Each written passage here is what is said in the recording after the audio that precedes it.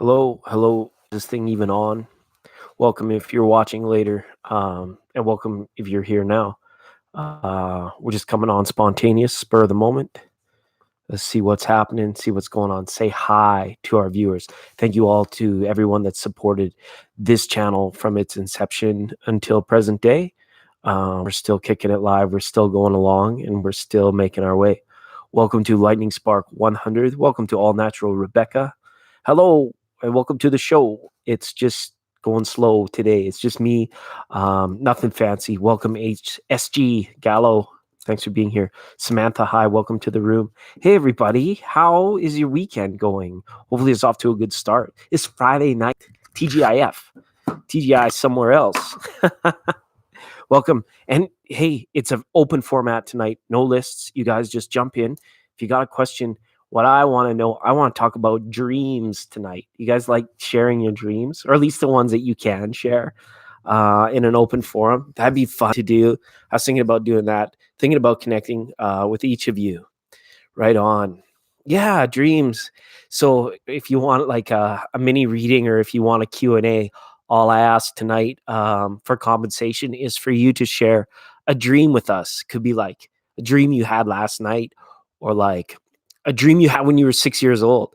You could just like put in a brief synopsis, type in a brief synopsis. And then, yeah, we'll go forward from there. Just get into some conversation, have a little fun. So, and if you want to do tarot, I've got tarot cards galore. Technically, we're still a tarot channel, but we're starting to evolve. Thanks to everyone that checked out the meditation video. That was a lot of fun to do that and put that together for you guys. Inspired by one Eckhart Tolle. It was good stuff. Good stuff.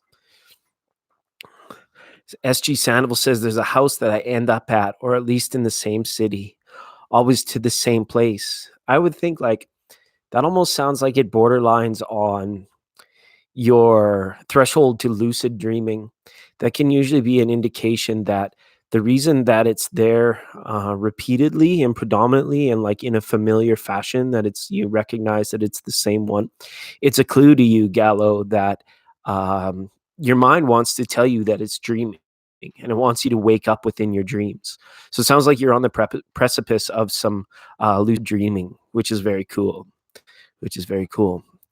So go ahead with Q&A. Anybody that engages a conversation with me tonight, I will engage with conversation with them, and we can definitely start pulling some cards. So Rebecca, I know you had an awesome dream before. Maybe it's like, I don't know, anything that stands out. The other day when we were driving, we saw a snowy owl. And I don't know if you've ever seen a snowy owl, but it's pretty powerful when they come around. They're very majestic and beautiful. You've had a lot. Haven't we all had a lot of dreams? Because there's like the dreams we have, and then the dreams we chase. Like the whole, like the word dream. Like, I'm living the dream, bro. Like, what does that mean? What is, what is the dream? And it comes back to that present moment awareness, the id, the ego, the super ego. Who are you when you're dreaming? Are you like Superman? Or are you somebody else altogether? People report having those kinds of dreams where they just like dream, but they're unrecognizable to themselves and within the dream. That's pretty interesting stuff. Or if you guys have a Q&A tarot question, guys, go ahead and hit me up. I got them around. I've got cards for days. I'm just not set up. Okay, here we go. We got some meat and potatoes. We finally got some content that's a bit better than terrible, okay? Because Lightning Spark chips in and says, 2 nights ago, I had this dream of this old woman saying she wanted me for some reason. I don't know why, but then as she was getting closer, her voice started becoming distorted and scary. Then I woke up. Yikes. That's like the old nag coming like, wow. Or it's just like freaky. That makes me think of what was that old Al Pacino movie with was it Keanu Reeves, Mr. Matrix himself? Was it The Devil's Advocate? That was a crazy old movie where it's like the beautiful women, as he like looked closer at them, they got like all freakishly weird and crazy. But to be honest with you, Lightning Spark, there's nothing that I can pull from that to be like for any insight, um, because it sounds like it could be like very personal, like very much like proximity, something with confrontation and proximity. So it could be something to do like spirit indicating like your comfort zone, your comfort levels, your personal bubble, your personal space. Perhaps you're establishing some boundaries at this time. Lightning spark is kind of like what I would read from that. There could be some issues where it's like your consciousness is wanting you to establish like things to do with proximity, safety, and judgment, interestingly enough. But yeah, it sounds pretty random. Oh, hello, Sares. Sares says, I've been having weird dreams but unable to sleep.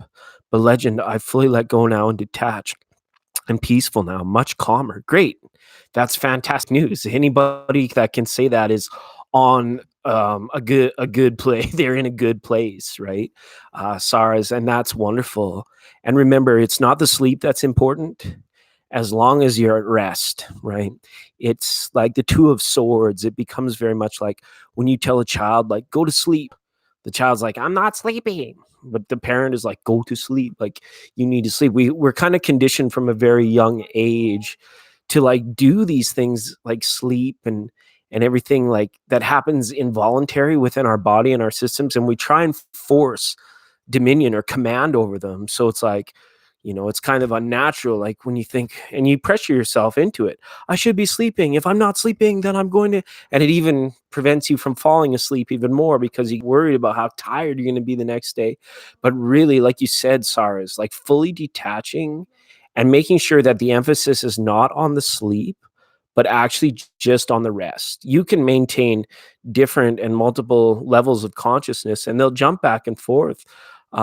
Just while like rest your body, and then as you can meditate all through the night, and you don't even have to worry about sleeping. And Delana comes in and says, "Hi, Delana, welcome, thanks for being here." Um, and SG sound a bit worried. I need to maintain composure near everyone. Yeah, just take it easy, SG. Don't engage in anything that's going to leave you on the hook. Composure, yeah, cool like a cool cat. That is going to be key for you. Okay. Oh, that's good. I'm glad the meditation was useful to you. Right. But my gut for you, Gala, was saying just, yeah, like you're very much on it. Maintain your composure. Don't lose your cool. Absolutely not. And welcome, Delana. Delana says, I dream about my soulmate coming over and telling my karmic he's taking me away from him. Who did he tell you that to? That's an interesting way of wording that. And to dream about your soulmate, isn't that always nice? And when it comes to people and our relationships in dreams, aren't they funny? Like there are certain people I met in my life, and I'm the type of person when I dream, I will normally dream of the person the most after a goodbye, after that person has like exited or gone their separate ways for a little while in my life. Then I tend to have more dreams about those particular people. And there's some people that I've been very close to all my life that I never dream about, yet these are the people I see most frequently. And for other people, it would be the opposite. They would tend to like process and dream about the people they're with the most, and then and very rarely, and the oddest people will show up at the oddest time. But it's good that you're dreaming about your soulmate, Delana. I wish you good health. Just from my knowingness from your reading last time, I hope that you're doing all right. Looks like the lights and the internet are still on, and hopefully you're very calm and present. And SG, I'm so glad you were able to take something from the meditation. It should be dope. It absolutely should be dope AF, because when you follow those sutras or those mantras in that way, when you arrive at your present stillness and alert mindfulness, here in it, you are, it's wow, everything comes about. So I'm glad that you found that core and that center, and don't worry about describing it, labeling it, or judging what happened to you. Just allow it to be in its own isness, and trust me, it's nothing bad. You arrived. You got there, you showed up, and it was good. All right. Yeah, become more aware of your spiritual gifts. Yeah, do it for sure. And then that's a process in its own. And the more we let go of, when is it all going to happen? How is it unfolding? As soon as we just say, "Oh, F it, it's unfolding, it's doing what it wants," that's when we're working in synchronicity with it, or synaptically. I don't know. I don't know what it's. This is a very laid back kind of program tonight. All right, so we're just gonna keep rolling with the chat. That's all I really wanted to do. And if you guys have tarot Q&A, like I said, fire away. We can give each thing just a little bit of time, and it's a small kind of close crowd tonight. So I really appreciate you guys for that. All right. All Natural Rebecca says the last important dream I remember was a few nights ago. In my dream, my DM was sending me messages telepathic messages, telling me I need to meditate more and stay balanced. Rebecca, that's a good thing. And probably not telepathic, probably just like um your mental process, your mental vision, because remember, it's existing within your field of consciousness. Without you, the DM, the messages, none of it exists. So it's almost like a game of conscious playing on itself, playing. And it's good because you know that these things are true, and to hear it through your eyes or through your DM's eyes, that's really incredible. And it's good if it's out of the blue like that. All right.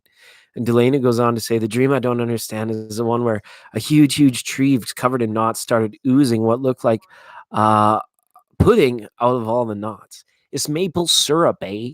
Well, I'm Canadian. I tell you, when that's maple syrup. So that's good. That's like the sweet, gooey viscousness of itself. And the tree is amazing because, you know, if the tree dies, the seed can make a new tree.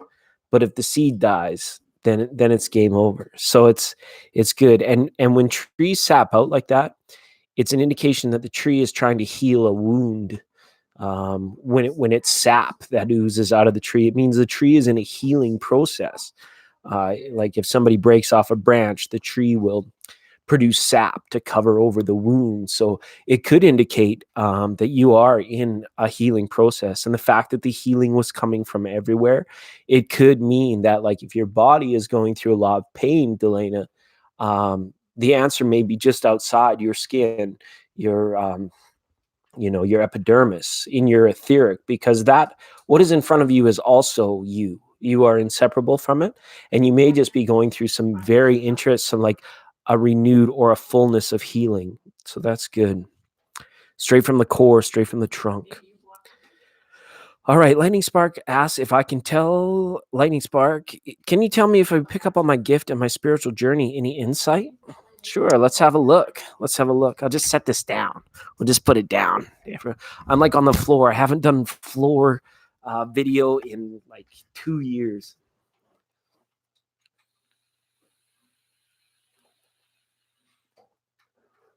That's smart.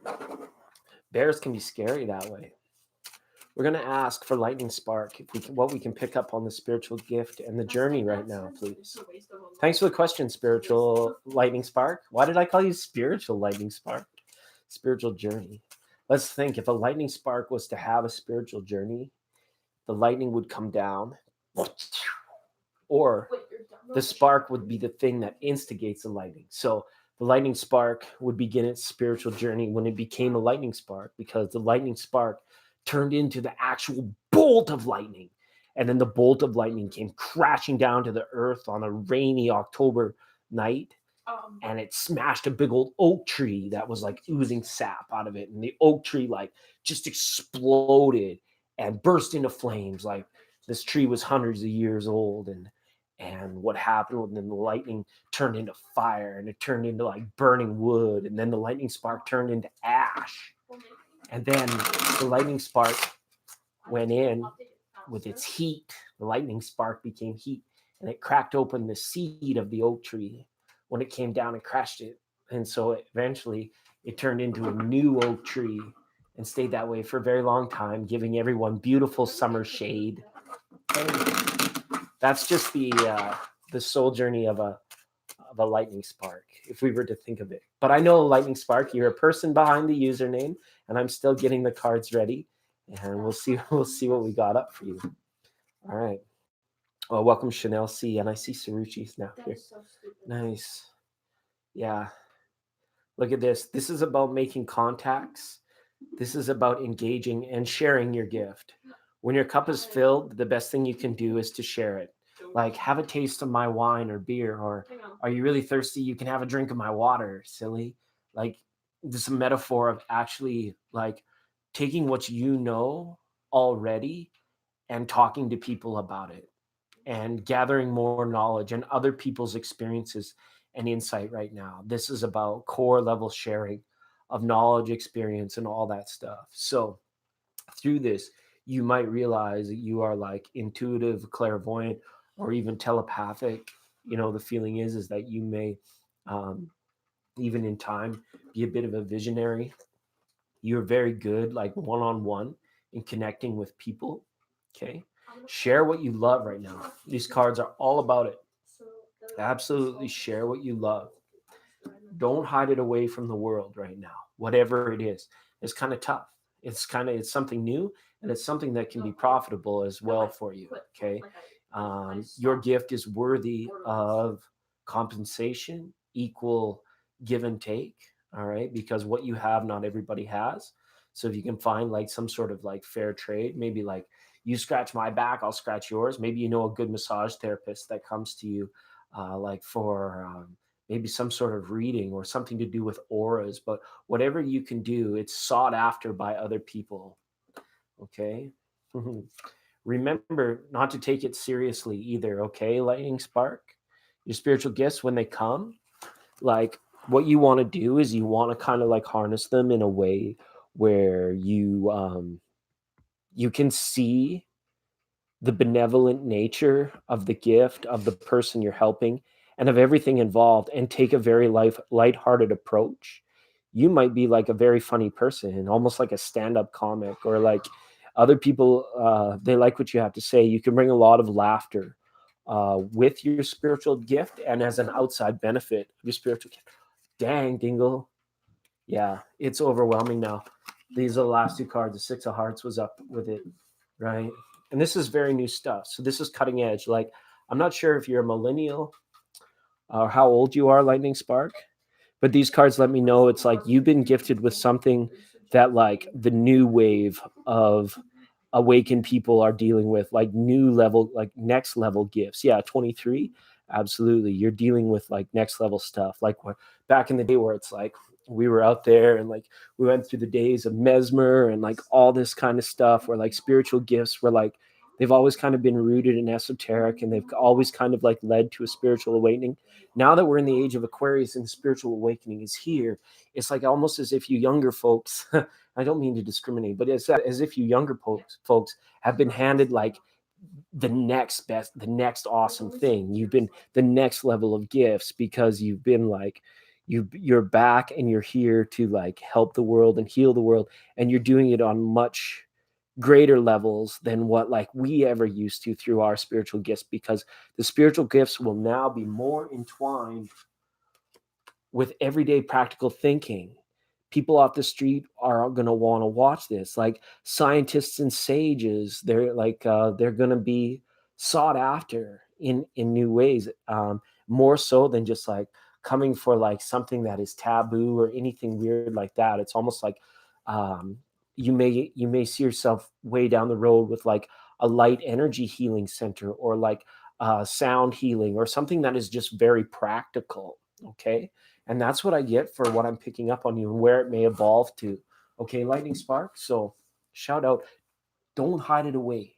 Don't share it anymore, because it's asking you to bring it out, share it with the world, share it with your friends, because the feedback you're going to receive when you do that is going to allow something to go off cerebrally for you, where you enter into the next evolution of what it is and what your gifts can bring forward from you and towards you in your etheric. So that's awesome. It's really good. Looks like some of my snow buddies are here. Don't worry. I know who's here. I got these friends. I call them my snow buddies. So If you feel an energy shift in the room, it's just some snow buddies. You're a bunch of snow buddies. Just kidding. You're all welcome here. Get it open soon, and I'll bring donuts one day. All right. But yeah, fooled you. Call me on the phone. Text me if you have a problem. Fix your nozzle. Okay, all that. That's awesome. All right, Chanel C. Thanks for being here, all the way from Alaska. Thanks for coming in tonight. I love being surrounded by all these beautiful people. The energy has been fun. Yeah, we're taking a very low-key approach. This is like the format of the old like late night Akash programs that we used to do. So yeah, welcome. So yeah, I forget. Well, we were talking about dreams. We're talking about dreams. Anybody that's new that's come in the room, we've been like just asking for like a reading. If you want a reading or if you have a tarot question, all I'm asking in terms of compensation is to share a brief synopsis of a dream with me, because it's fun, silly, and no one's here to tell us that we can't. Welcome, Inza. Yeah, it's good, and I'm looking forward to tomorrow. We should be live on a more lively program with the Libra Scorpio cusp reading for 2020. That should be really good. Oh, welcome Zoe. Welcome Citron. Oh, so many of our friends have come. Thanks everybody. Appreciate you for jumping in the room. So far, it's just been a couple of hardcores, my snow buddies, and now you guys, because I see Inza and Eve and SK Erica. So many awesome people have joined us now. So that's really good. Are you happy? Does a one-legged duck swim in a circle? Of course I'm happy. Why not be happy? All right. Inza says she just woke up from a nightmare. Hello, snow buddies. Yeah, absolutely. Absolutely. It's getting cold. Yeah, it's getting cold here as well. We had some pretty chilly nights. Yay, thanks, Citron. Thanks. I appreciate all you that pick me up on Instagram, stuff like that too. That's been really great. I'd like a donut. Good idea. Eva, it's like a flute without holes is not a flute. Okay, this is deep, deep philosophical stuff. It's like quantum, like 5 levels of these. A flute without holes is not a flute, and a donut without holes is a Danish. Okay, just just throwing that out there for any of that good stuff. Okay, Eve is our camp cook. She's our resident cook. If you guys are hungry, she'll make you hungrier. All right, she's always out there cooking, doing her thing. Not ready for winter. I feel you there, Chanel C. I feel you there. It's about to set in. It's about to get dark up here, way up in the north. Good thing I got my snow buddies. They're chilling. Are you married? No, I'm single. I'm single. I've been single for a long time. You know, I'm straight, but I'm single. I have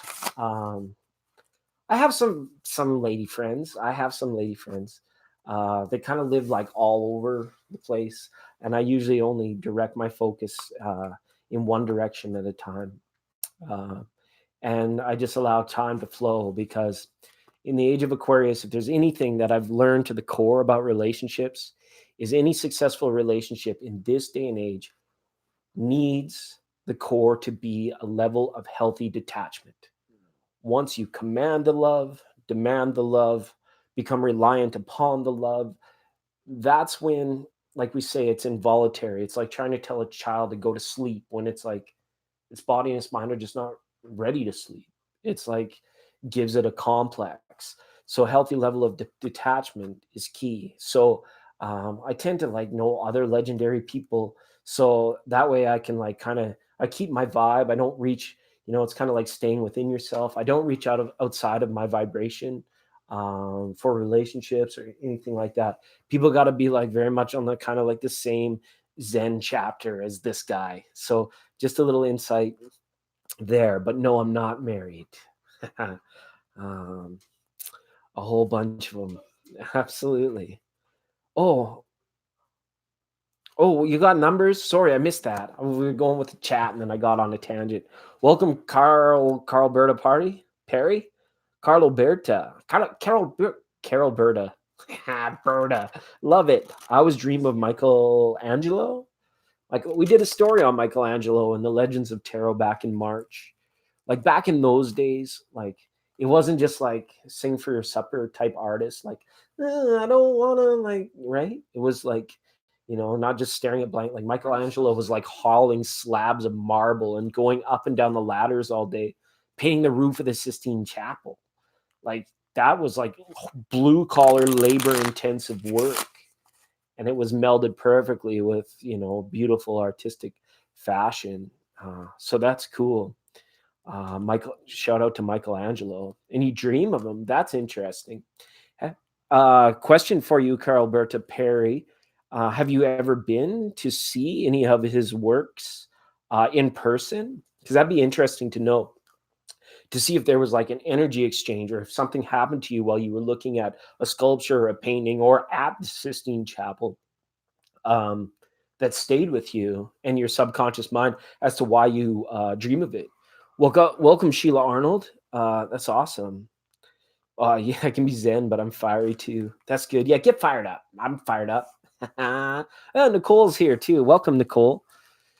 So yeah, being allowances like Eve. The numbers you had in your hand when I landed here were 6, 2, and 1. Oh, okay. Eve, did you have a question tonight, Eve? You just let me know, or anybody. If you have just a quick question, all I'm asking in compensation is to share your dreams with us. I think I have a gift for clairaudience and clairvoyance. Can you check it? Sometimes I think I'm going crazy. Yeah, you can hear stuff, you can see stuff. Wow, you had a couple jumpers right off the bat. 6 of coins and the card of crazy. The 8 of swords it's crazy 8 countdown, baby. The 8 of spades is the card of off the beaten path when it comes to mental constructs. Don't worry, it's meant, because there is no normal without crazy. There is no crazy without normal. So just allow it to be it without putting judgment or label on it. Just when these experiences are happening for you, and when your gifts are widening, and when you're having visions, or hearing the things, you very much just need to allow them to be without putting a label or a judgment, like that was a man's voice. Like, go past that. Just go, and to be like, out of silence came a sound. And if it's the fact that you can't see the source of the sound or sense the source of the sound, is what leads to the confusing part, because normally we know we have the radio on. You're watching this ding dong on YouTube.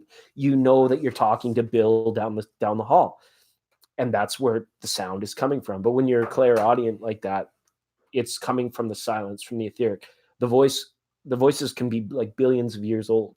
They could be like, and they could be from galaxies far, far away, like full Star Wars type stuff, right? And they could be landing on your plate, because we enter a field of infinite potentiality when we enter into these esoteric arts and on our spiritual awakenings, to the point where you go full sage or full zen. Okay, nothing is unexpected. Nothing's weird. Like, anything could happen.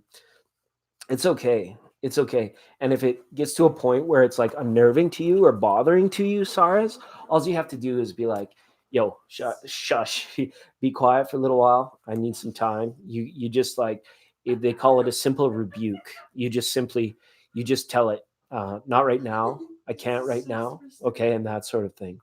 All right. But be careful, because if you've opened any past doors, through spiritual things that you did, or like anything like that, you may have to like backtrack a little bit if you ever want to like fully like close doors that have been opened.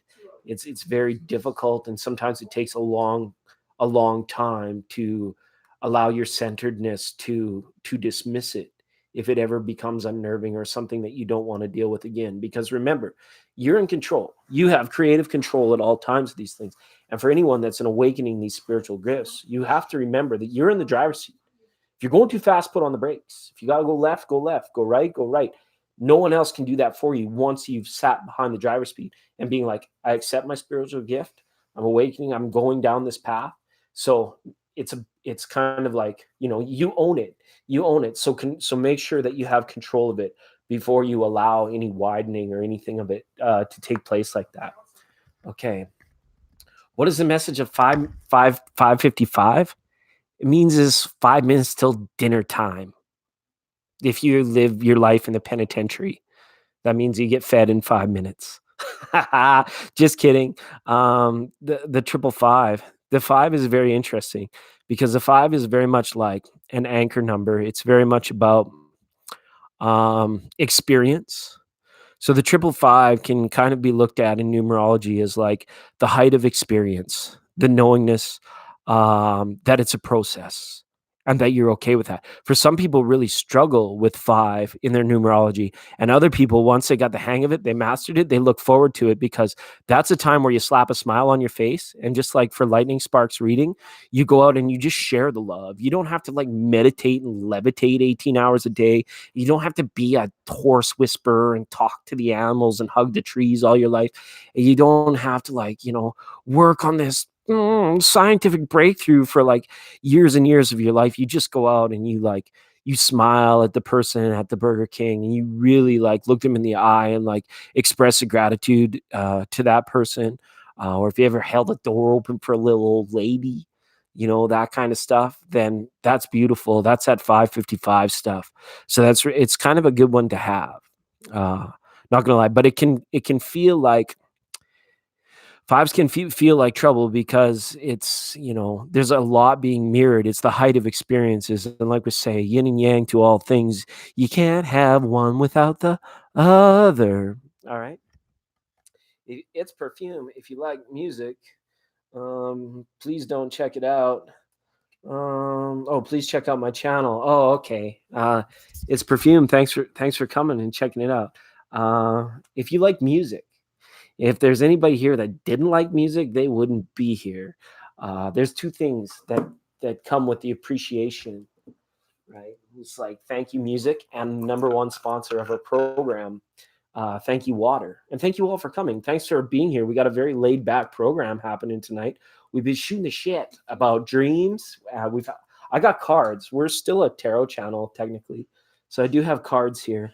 But what I'm asking for in compensation for a reading, if you have a question and answer for tarot, is put it on the line. Give me a brief synopsis of like something awesome that's happened in your dreams, or maybe you're pursuing the dream, running down a dream, chasing a dream. I'm Farrah Solomon. Remember me? Just changed my name and my pick. Okay, Farrah, what was your username was? Oh yeah. Oh, okay. Farrah, yeah, I remember you. Thanks so much for dropping in. I do remember. I can't remember what we read about for you, but I do remember you being here. Okay, Citron's checking on okay, Citron. Did you type in your dream and I missed it? Can you type in something awesome that happened in your dream, Citron? And I'd like to pull some cards for that. That'd be great. Thanks for your support and for being here as well. I appreciate that. Autism, son. He's a Scorpio. Is he on the spectrum? Am I on the spectrum? See fewer notifications about that. Welcome, Jive Talking. Oh, it wasn't a dream. No, I know, but you have to tell me about your dreams so that I can, because that's what we're asking for payment for readings. Citron, you have to tell me about a dream, and then that's like chipping in for a reading tonight. Welcome, Christina. Hey, it's been a minute. That's so cool that you've come tonight. We've got Nicole and Chanel in, and Sarucci. Thanks to the moderators. Forgot to say hi to the moderators. They're so awesome. Nonverbal. Oh, okay, so your son is on the spectrum, nonverbal, right? Okay, wow. That's a super extra challenge for you in life. Holy moly. And for him. And for him, they're just next level, right? We don't talk about people that are 5D. Our children that are on the spectrum. Remember, I was talking about like people in their 20s receiving like next level energetic and spiritual gifts. Even the younger ones, like when they're on the spectrum like that, it means they're already next level. It's like the old Gord Downie song goes, it's like they're ahead by a century. They're so far ahead. So they're basically like when they're deep on the spectrum and they just can't. It's because something much more beautiful is going on. But they're here filling the role, filling the space, helping the process, helping it through, and helping you as a parent, you as a person, attain next level. So in that's my take on the heavy end of the spectrum. Okay. Okay, I'll give you a pass on that one. I can't remember my dreams. Sounds like a cop out. What do you think, everybody? Should we give Citron a raspberry? No, I'm just kidding, Citron. Absolutely, I understand that, because some people, they absolutely do not. They dream, and it's like they never talk about it. They don't recall it. They don't have it, right? Uh, Sammy Davis, just hold that thought. I've got Citron in my sights. Okay. Wanted to know about a promotion. Okay. We got a 6 of cups here. 6 of hearts just flew out. But I was just like, you've been recommended for this. Yeah. Do you know in the 6 of cups, Citron, where the little boy is handing the little girl the dinger? Sorry, the ace of cups, where she's, it's like here, like, so that message is there. It's like, take it. Absolutely take it. You have nothing to fear. You have nothing to worry about. That's the sense I have for it. It's just like, you're a very strong, enigmatic personality or spirit in this world. That's the sense, is like you resonate with great strength of understanding and spirit. And it's probably why you're in that position in the first place. And it's also, whether it's beknownst to you or not, that you should never fear. You never have anything to fear. I would take this. Okay, this is fulfillment. You may regret it if you don't take it. Okay, and I think you really should. And as far as how it's going to go, it's actually going to be fulfilling.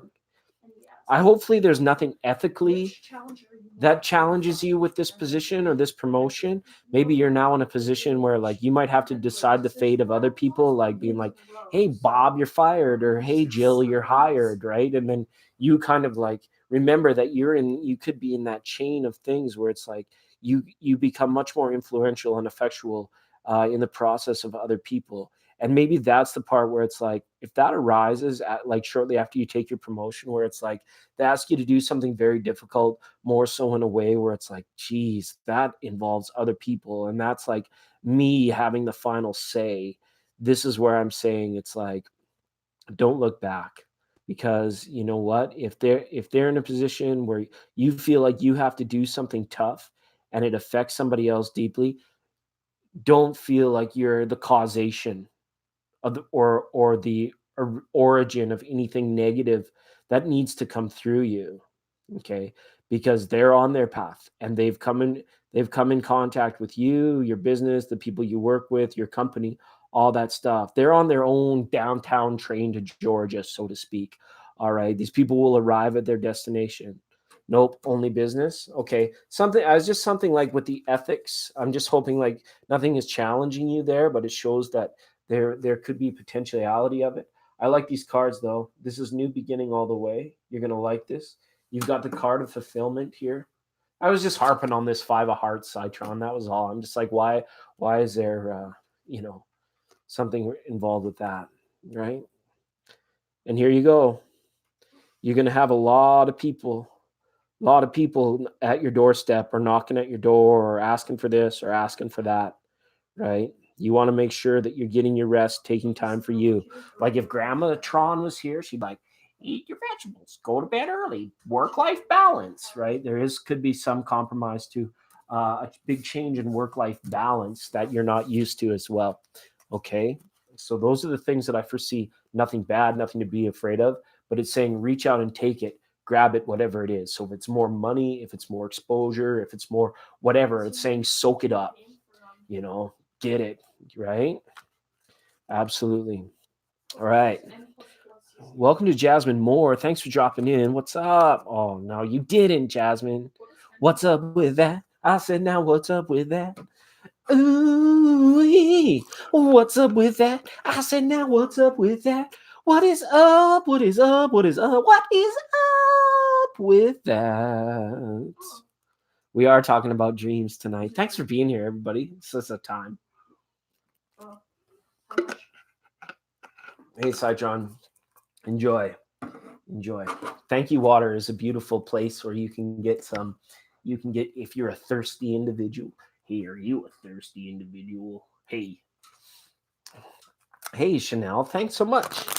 Little blue bar of affection. Thanks for the flower. That's great. Chanel C. It's been a minute. Hey, double time. Chanel C takes the stage.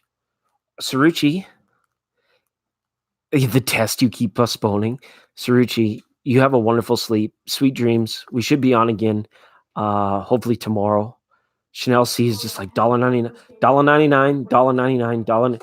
Chanel C, if you only meant to donate once, you just let me know and I can send you some of that back on the PayPal. Okay? 100%. All right. What's up? Oh, I'm just stretching. Oh, you're good? Okay. Chanel C takes center stage if her button isn't stuck. Very good water outside. Oh, yeah. Water's everywhere. It's good stuff. If it's raining in here, catch some on your tongue. Ah. Chanel C, you let me know if you have a question. I've actually got real tarot cards here. I've been thumbing my way. There's not too much. It's pretty average content tonight, but the playing cards are nice. It's so much sometimes easier for me for a reader to trust my feeling with the cards when I actually have absolutely no imagery. It's really nice for a change. It allows me to, I feel I'm a bit more of an endurance reader with the playing cards because it's just not like taking as much. Go ahead, Delana. Go ahead. We're in an open format tonight where it's just like if the comment in the chat catches my eye, from being I have all these $1.99s from YouTube being, oh, that's cool. Oh, that's awesome. That's really sweet, Chanel. That's really nice. You like use your coupons? That's cool. You can even ask me 3 questions. When, where, how, 4 questions. When, where, how, who, and what. So that's really nice. Yeah, so cool. Like clipping coupons, right? That's wicked. That's awesome. Would definitely enjoy a nice warm cup of coffee or hot chocolate or tea. It's warm beverage season, especially for Chanel and Nicole up there in Alaska. And even me here in Western Canada, we're starting to get burr chilly, cold as balls. I think the saying goes, we're cold as balls up here. Super sweet. Go ahead, Delana. It's cuddle season. You ever play Spoons? I love Spoons. It's my favorite game. I know who's here. So it's good. It's good. I keep having dreams of my former best friend, Leo. I don't know why. Well, Leos are magnetic. They really are. And we were talking earlier. You just bought a car. Excellent. Most excellent. And go find a nice, some snowy grass and do some donuts. Do a few donuts. Because remember, a flute without holes is not a flute, but a donut without holes is a Danish. Say hi to my friend Kayleen. Well, that's awesome, Estala. Estala Pava. Hopefully I'm saying that wrong. Welcome, Estala Pava. Appreciate that for being here. Okay. All right. Whichever I want to answer. Just give me a second, Delana. I just want to, I'm going to focus on Chanel C, and then we'll bring it back to Delana. Hi, Cappy Lady. Welcome, Cappy Lady. Leos are very magnetic. And sometimes, like, the Leo voice, especially my experience on the feminine side, it's like they leave long-lasting impressions. So it's natural that you would dream of a Leo, actually, because it's the height of like fiery energy and like the rebirth cycle, right? And about this healthy level of detachment that we've been talking about in relationships as well. It's like keep the fire burning, but you don't have to jump into the fire. And that's what I think Leos have a very good understanding of. It's like, what's home base and where is adventure, right? that sort of thing. But let's just pull a few cards for you, Chanel. All right. There could have been something there. There could have been some like deeper, something deeply emotional. Was it, if this was an ex-boyfriend? Oh, this is a girl. This is a girlfriend. There could have been like some sort of deep empathy that occurred either from her to you or you to her, which is why there could have been, you could have gone through something and somebody was like watching the other person go through it and they were like, oh my God, like if that was me right now, I just couldn't. There's no way. And then there was like an admiration or an empathy or a level of deep respect that was attained between the two of you. All right. It's funny. I don't know if someone's about thinking, have thought about making contact, or if you guys have like recently talked. This could be a premonition type dream if it keeps coming up. That this person could be thinking, like dreaming of you also, with the Two of Wands being there, or actually looking at reaching out via social media, something of that nature. And the Five of Cups is here as well. Yes, somebody empathized. Either you empathized with her or she empathized with you on a very deep level. This is beautiful. Like these cards are meant to be connected. These two people are meant to be connected. It's kind of like that. I'm tired of being the bigger person. Who knows? People change. Like if you give it certain amounts of time, you can like dabble your toes in and test the water. Be like, yo, what's going on with you right now? I'm just checking in. If you don't want to hang out, you can put the offer out there. You don't even have to make an offer to like meet physically, but you just, you want to say like, hey, I'm down. I'm down for friendship. I'm Chanel C. I'm down for friendship. I love people and I love the interaction. So, where's your train parked right now? Where are you doing time? I'm just checking in. Nothing more, nothing less, no expectation. And you can gauge. Have they changed? Some people, they go through immense transformation in life, and other people, they don't change as much. A Leo, like, depending on what you're doing, like, their level of a kind of awakeness or their own sense of self. So some people would call it maturity, but it's more so just like a level of self-awareness. Like if they've gotten like a handle on it, almost like they've reined it in. It could be like somebody that like just talks way too much. And it's like, oh my God, do you ever shut up? And it's just like, I'm done. Like, I don't need to know gossip. I don't need to like hear this for the millionth time. Right. And then you may check back in a few years and they don't do that anymore. Right. That sort of thing. And Leos present the most karmic of all relationships in the zodiac. So it's like you always want to kind of just tread lightly with a Leo, but enjoy yourself, like wholeheartedly, full, always on. It's pizza season. It's thank you water season. Have a drink of thank you water. Thank you in the morning. Have a drink of thank you water. Nothing rhymes with morning. Okay, adorning, gorning, dornies, corny. Mwah. I love water. I love water. Mm. All right. All right. And then Delena's asked for the next couple weeks. We found a weight loss spell. Just be careful where you guys are going for this stuff. There are some real phonies out there. Like, I mean, like 70s style. Like, and speaking on the opposite side, we say hello to Robins from Robins Realms Readings. She knows that the struggle is real. We're out here amongst you trying to give you like the most awesome experience. But there are some corny, phony corn dogs, phonies out there, fakes, frauds. Okay, so just be careful where you get that stuff from. All right. And on the opposite side, like you have Robin's Realms Readings, who I would recommend anybody go get your reading from Robin's Realms Readings. And as well, we have to say hi to our network affiliate, Tati Taurus Tarot, as well. Sister channel to this one. And I also like to say hello to Gazelle Daily Tarot. Thanks for being here. The one over in England, Charlie's Angels Tarot.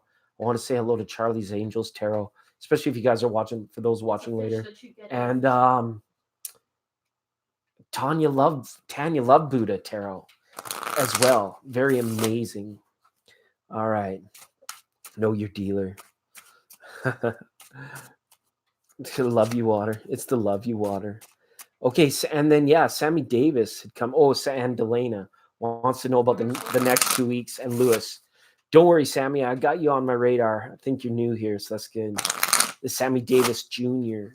All right. Yeah, Tati is pretty awesome. Okay, Delana. Chill out, bro. You could be meeting with a good friend. Okay. The match with Lewis. I'm not sure. This person is like, I don't know that Delane. It seems like they get very mad sometimes. They get very upset, and it's like you sometimes have trouble perceiving how to take that. Whether it's you, whether they're dragging stuff in from other stuff. I don't see them maybe being directly mad at you, but just like upset frequently and on the general. Like, man, why? What are you? Who like? Why are your panties in a bunch, right? Like, just relax and chill out. Everything's so serious around this person all day long, all day, every day. Like, there needs to be a more lighthearted approach. Okay, very much so. I see the offering for togetherness is still there. Okay. And as far as what to expect, I don't really see anything change in regards to this relationship with Lewis in the next 2 weeks.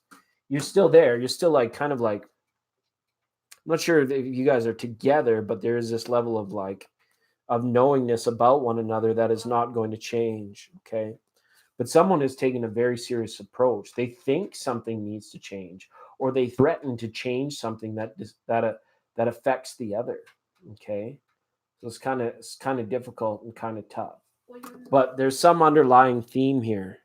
There's some powerful um, wave or some powerful energy that is keeping you and Lewis like in knowingness or in proximity to one another. And I don't see that changing in the next 2 weeks. You're going to be talking to a lot of people, Delana. You're going to be having multiple conversations and many people, whether it's through social media, the internet, or out in public. There's going to be a lot that's talked about. There's going to be a lot of new ideas on your doorstep.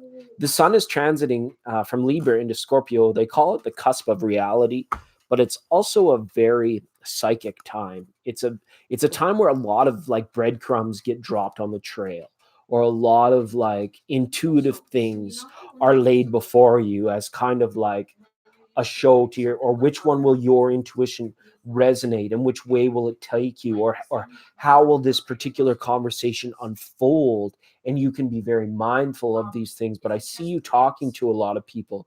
It doesn't always come across as new opportunities. There is something new there for you, but it doesn't always have the promise of it. It's like a new level of awareness that you're attaining through multiple conversations coming up in the next 2 weeks. These are like, I don't know if it's like hashing it out, having a deep conversation. Maybe that's the key, the connection with you and Lewis. Maybe there's like a deep talk or a necessary talk that's about to go. It's about to go down. Okay.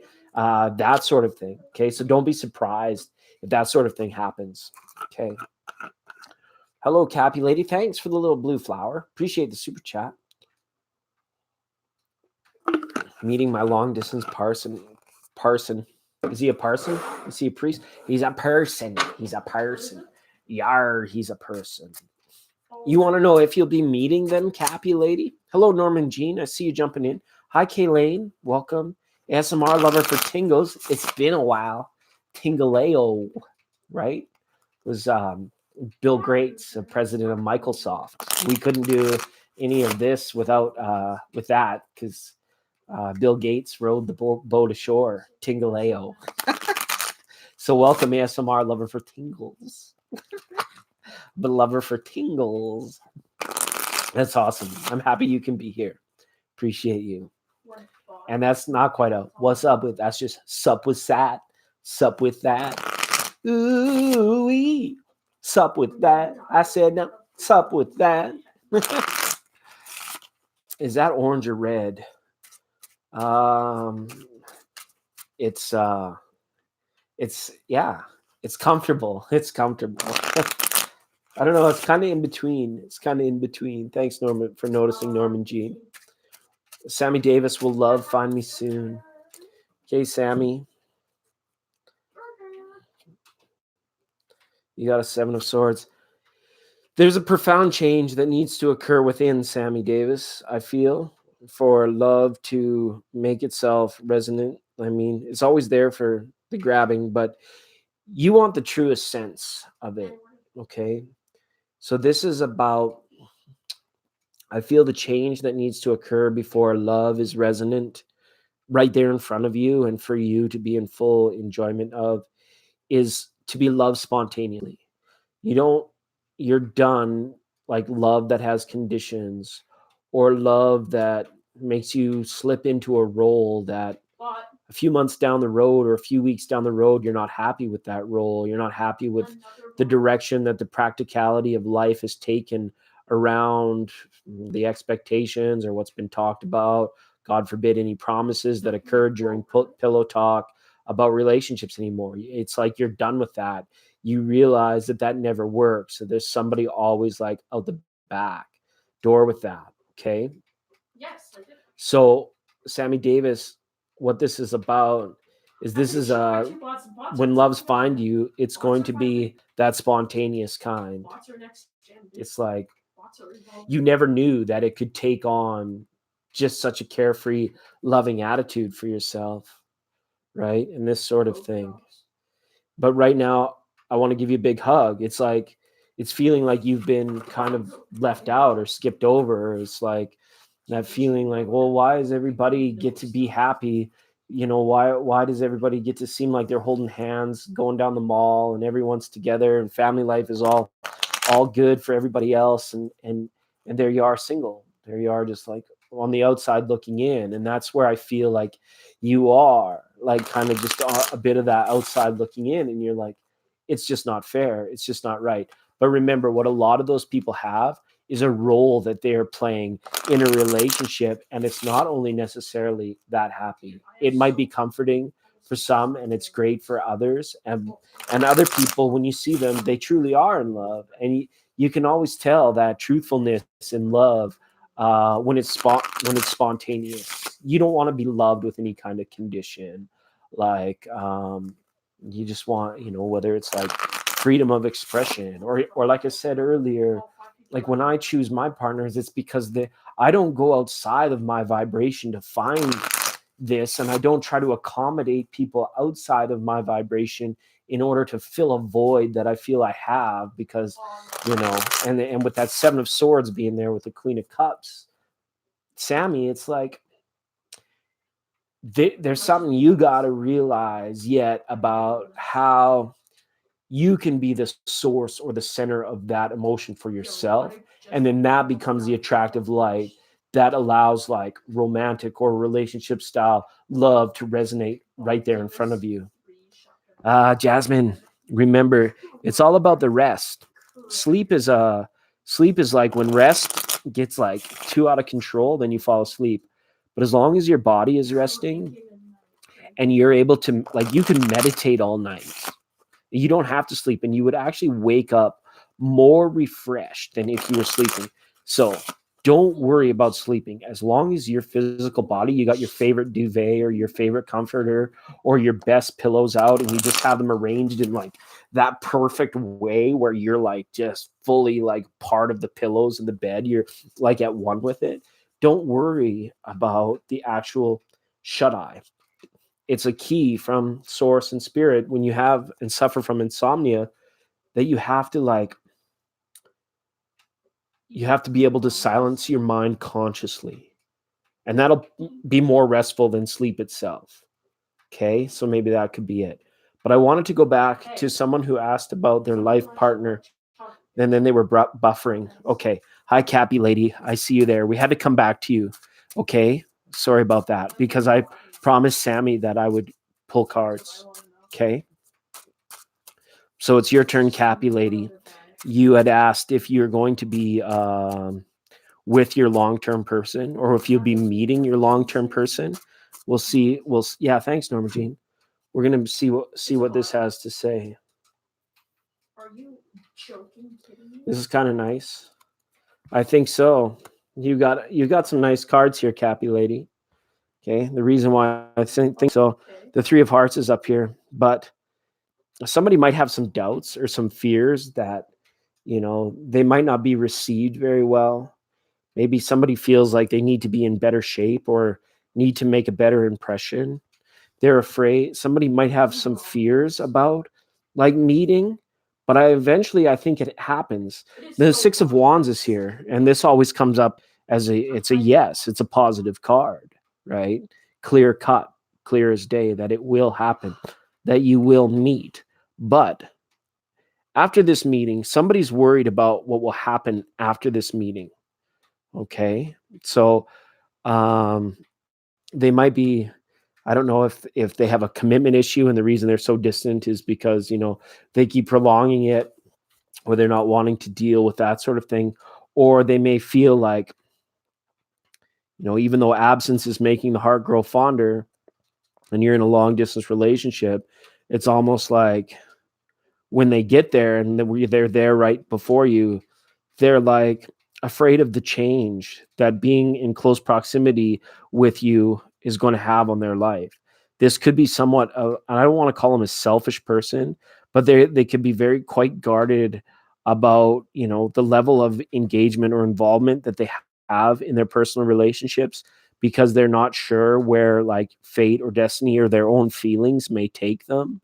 And that could be leading why it's like hasn't happened yet, or if it seems like they might be making excuses for it not to happen. Okay.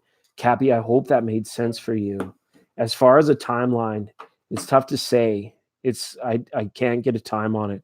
This is just drawn a 4 on it, which is a very basic number for it's like wide open. It's showing that nothing in the timeline has been like defined, but the 6 of Wands was there to let me know that it is a yes. Like the ships are meant to collide in the night, or the timelines, they have too much momentum behind meeting, or somebody has put their word on it so that it's like actually going to be a yes. All right.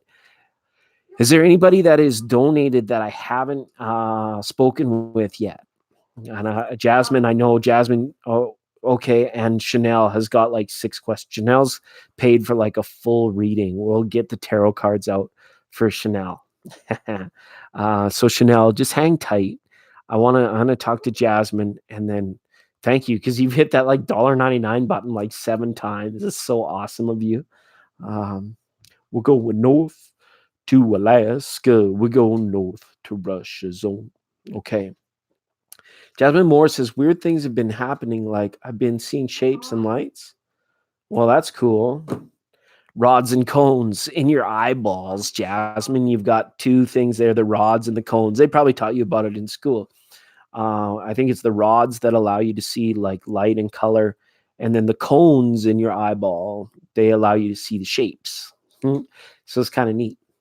And when it comes to, it makes me think of those old, whenever you see people doing ESP in the movies, and they got the person behind the curtain and the card, and it's like, is it a cross, or is it a star, or is it a circle? That sort of thing. That it's like kind of like remote viewing type stuff, right? And that's probably, you could be embarking on some sort of like visual soul quest, where it's just kind of like lending itself to you in a way where it's asking you, Jasmine, are you ready to be privy to kind of some secret knowledge of the visions that are like behind they call it on the other side of the veil, or beyond the veil, or be able to like see or jing, like look into the etheric and actually be able to perceive a very beautiful reality that exists there. And it's lending you, because it starts with lights and shapes. Consciousness doesn't even understand what perception is. And it can be on both sides of it. It can be on this side or on that side of it. So it's letting me know that the fact you're seeing lights and shapes, this has something to do with balance. Hopefully you don't suffer from any kind of like vertigo or anything weird. And I'm not a doctor, but at the same time, this could have something to do with like your inner ear balance, and your positioning with still present, the present moment, life rushing around beside you, taking your quiet time, things of balance, right? Well, like energy has been like you've been inside a pyramid, like a spiritual pyramid. I don't want this. I want to sleep. Could be too much screen time. Could be too much screen time because you think about it. There's images in bright lights, like when you stare at the sun. Mama always said, "Don't stare into the eyes of the sun."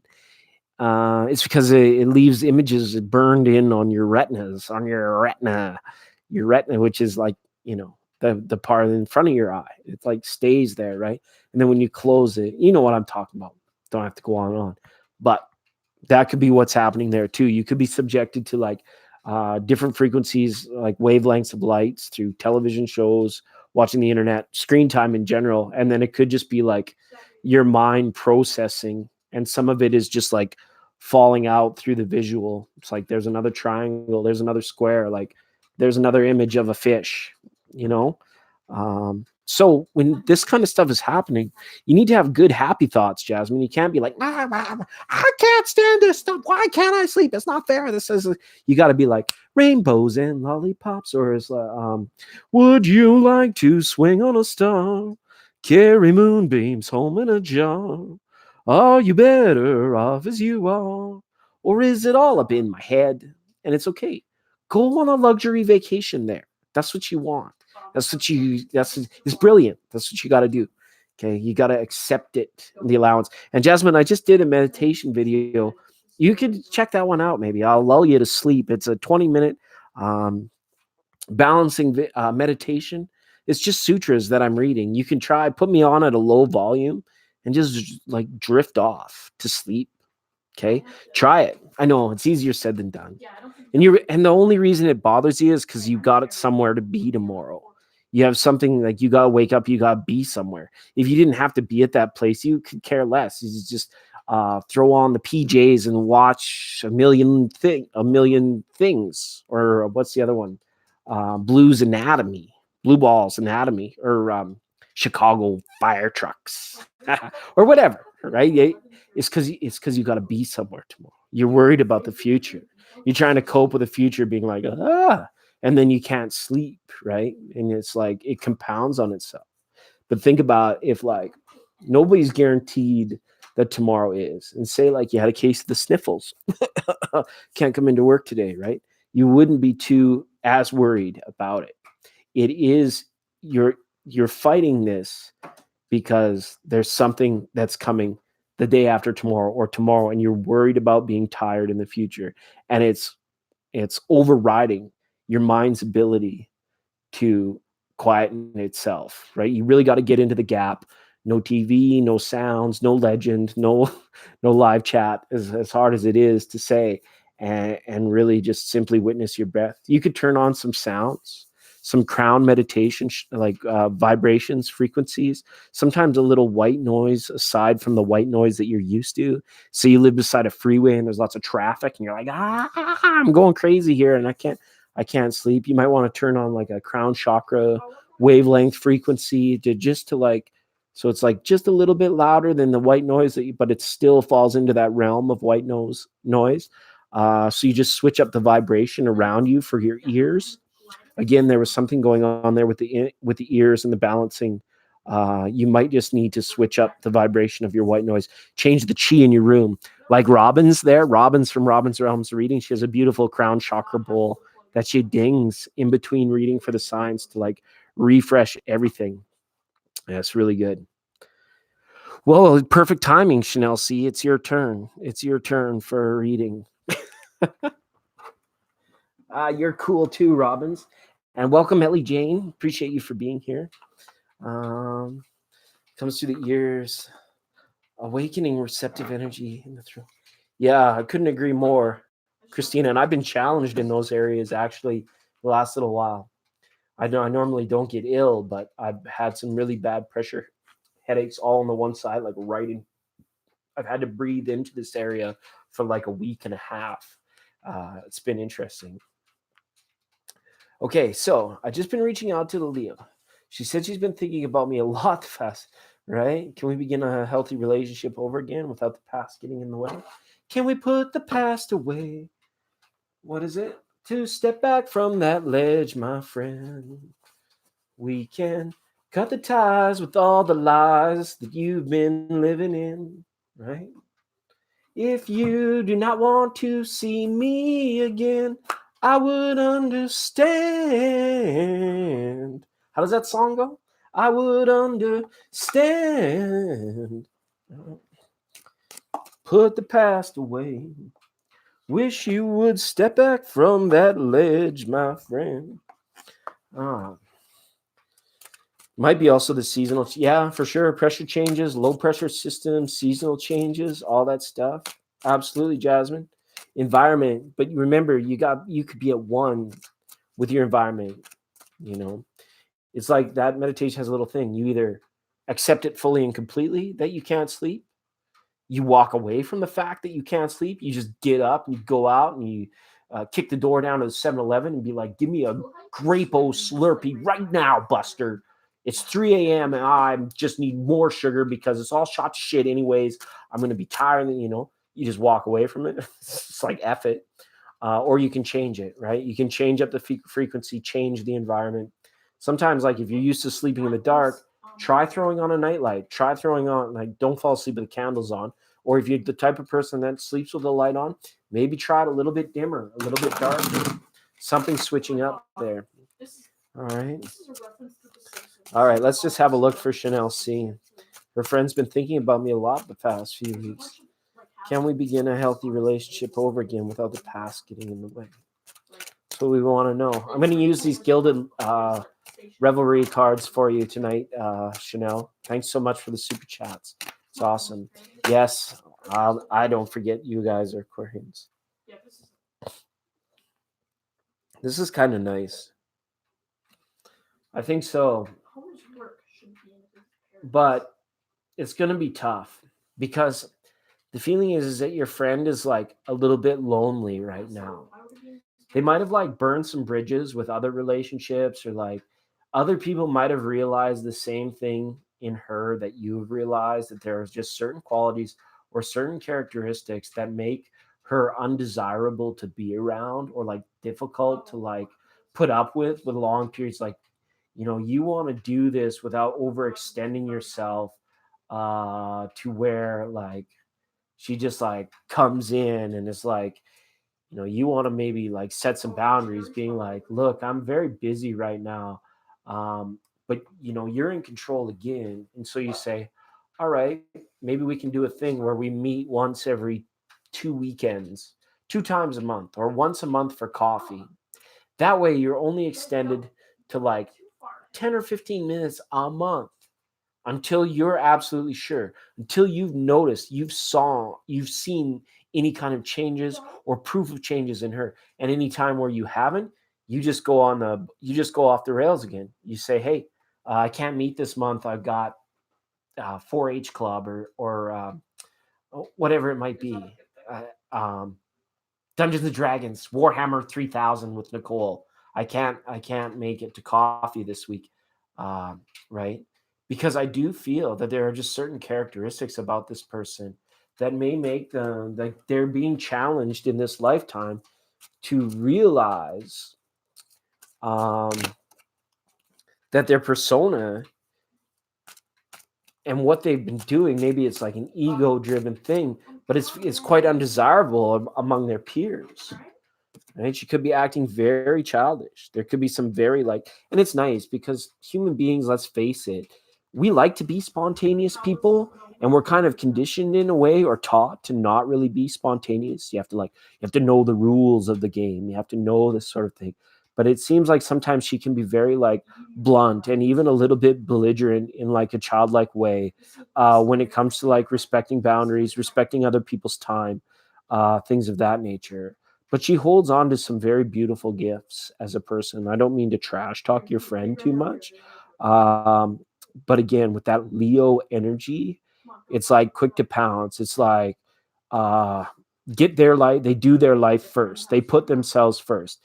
Look out for number one. And you can't fault people for that whatsoever. But in their social time, if they haven't wrestled down the fact that they need to, like we talked about earlier, like put a effing lid on it, like put a cap on it, for the time where we're actually around, where we're doing these things, those sorts of things Okay. Leo is near. Leo is in fear, but why? There's no single open door. Right. Well, they could have, and like we said, relationships, Leo, it's the most karmic of all relationships of the signs in the zodiac, right? There's something that they learn from each of their relationships, or that they're meant to learn, and there's something that they show their partners, whether it is just in a platonic friendship or whether it is in a romantic relationship. But this is the Eight of Spades. This is like, we've got to get rid of, well, there's something to do with boundaries here, and they're self-imposed, right? Maybe she is a lot different than mainstream. Maybe she is difficult to get along with, but those are the same traits that like keep you thinking, wow, this is an awesome person. This is a person that, like, when I'm vibing with, I vibe with solid and strong, because it has this sense of being limitless to it. But sometimes the boundaries that we put on it are being like, it just rubs me the wrong way, or I can only do it for a set amount of time. That's why what I said first off is the most important part of this reading, Chanel C, is you have got to be in control of the scheduling, of the timetable of this while you're getting to know it. Because I don't know if it's like this person could like outrightly like kind of glom on, or like chain themselves to you, attach themselves to you, uh, whether it's their own emotional problems or whether it's just like certain tendencies they have through the nature of their friendships. But you need to like, almost like, if you're going to be friends with this person and if this is going to work out, you're in a position where you're actually teaching them the rules of healthy engagement and healthy detachment, about being a good friend, right?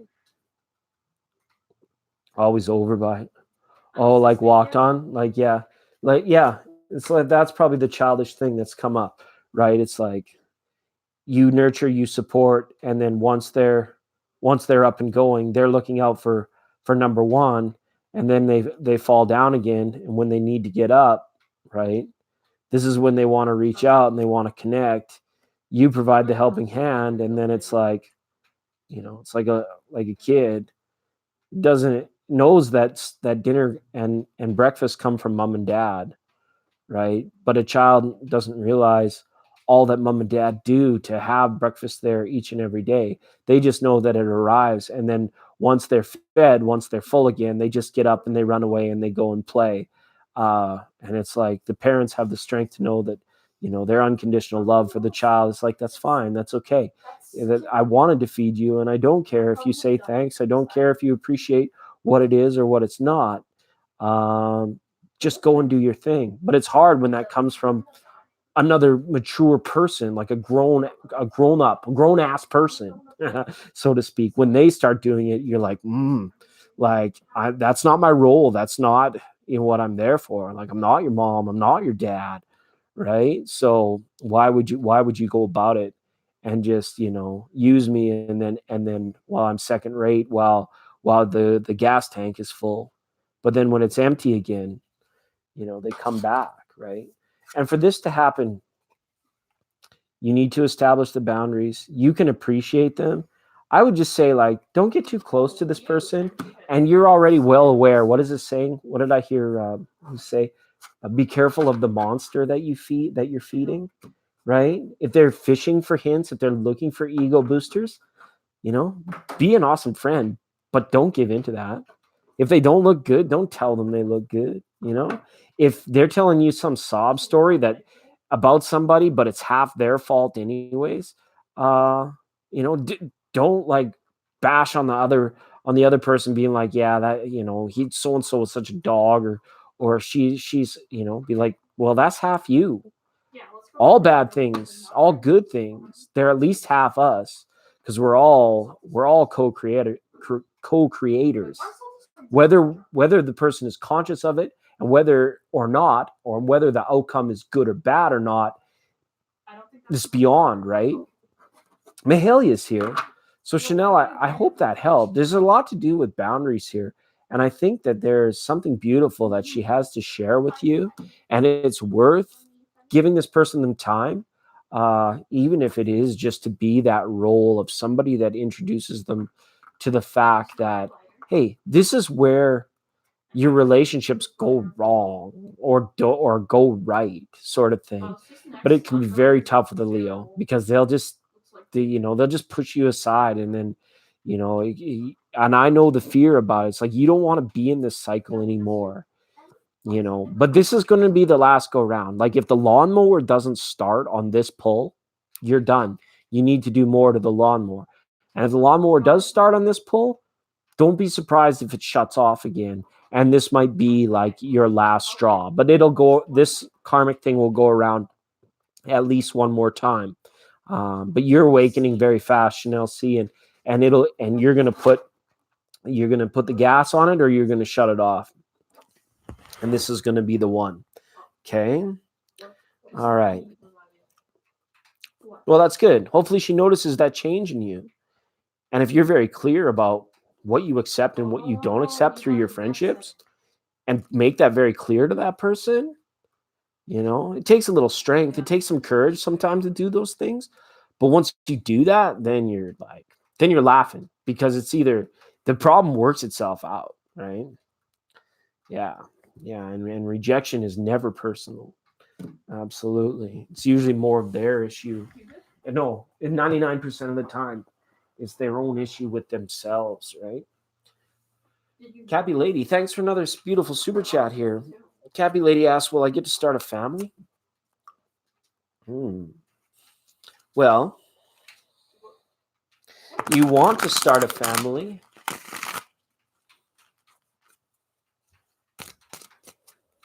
We know that much for sure.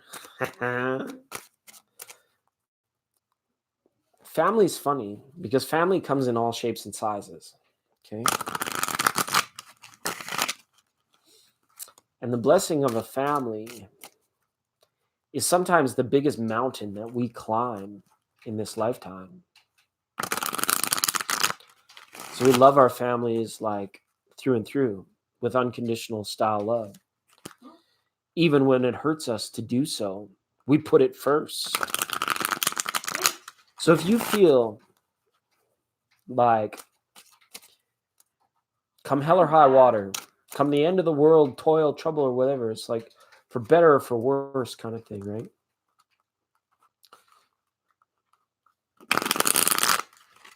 And that you have that level of strength. And if Source recognizes that you have that level of strength, then spouse and children, if that's what you want, you simply ask Spirit for it. You have to be a bit of devoted through faith to create a family from desire, right? A lot of people fall into relationships and loving each other just out of not knowing any better. Sorry, bluntly enough. Because, and it's not that they don't know any better in a bad sense, as it's done in a family, motivates us in all ways, left, right, and center. It's like you hear stories of like people get too attached to lovers, and then like unfortunately like they stalk them, or they like haunt them, or they like they do like crazy things because the love makes the brain muscle go right, and they can't, like, whether it's jealousy or like anything like that, or hurt, right? And it's the same as when a parent has a child. They go into beast mode if something threatens the child. So, and when I say they don't know any better, it's because what it takes to be in that family situation is a very innate and primal and instinctual level of behavior that Source has to recognize in you. Okay? You have to be able to bear and just let it out, the gritty nature of life.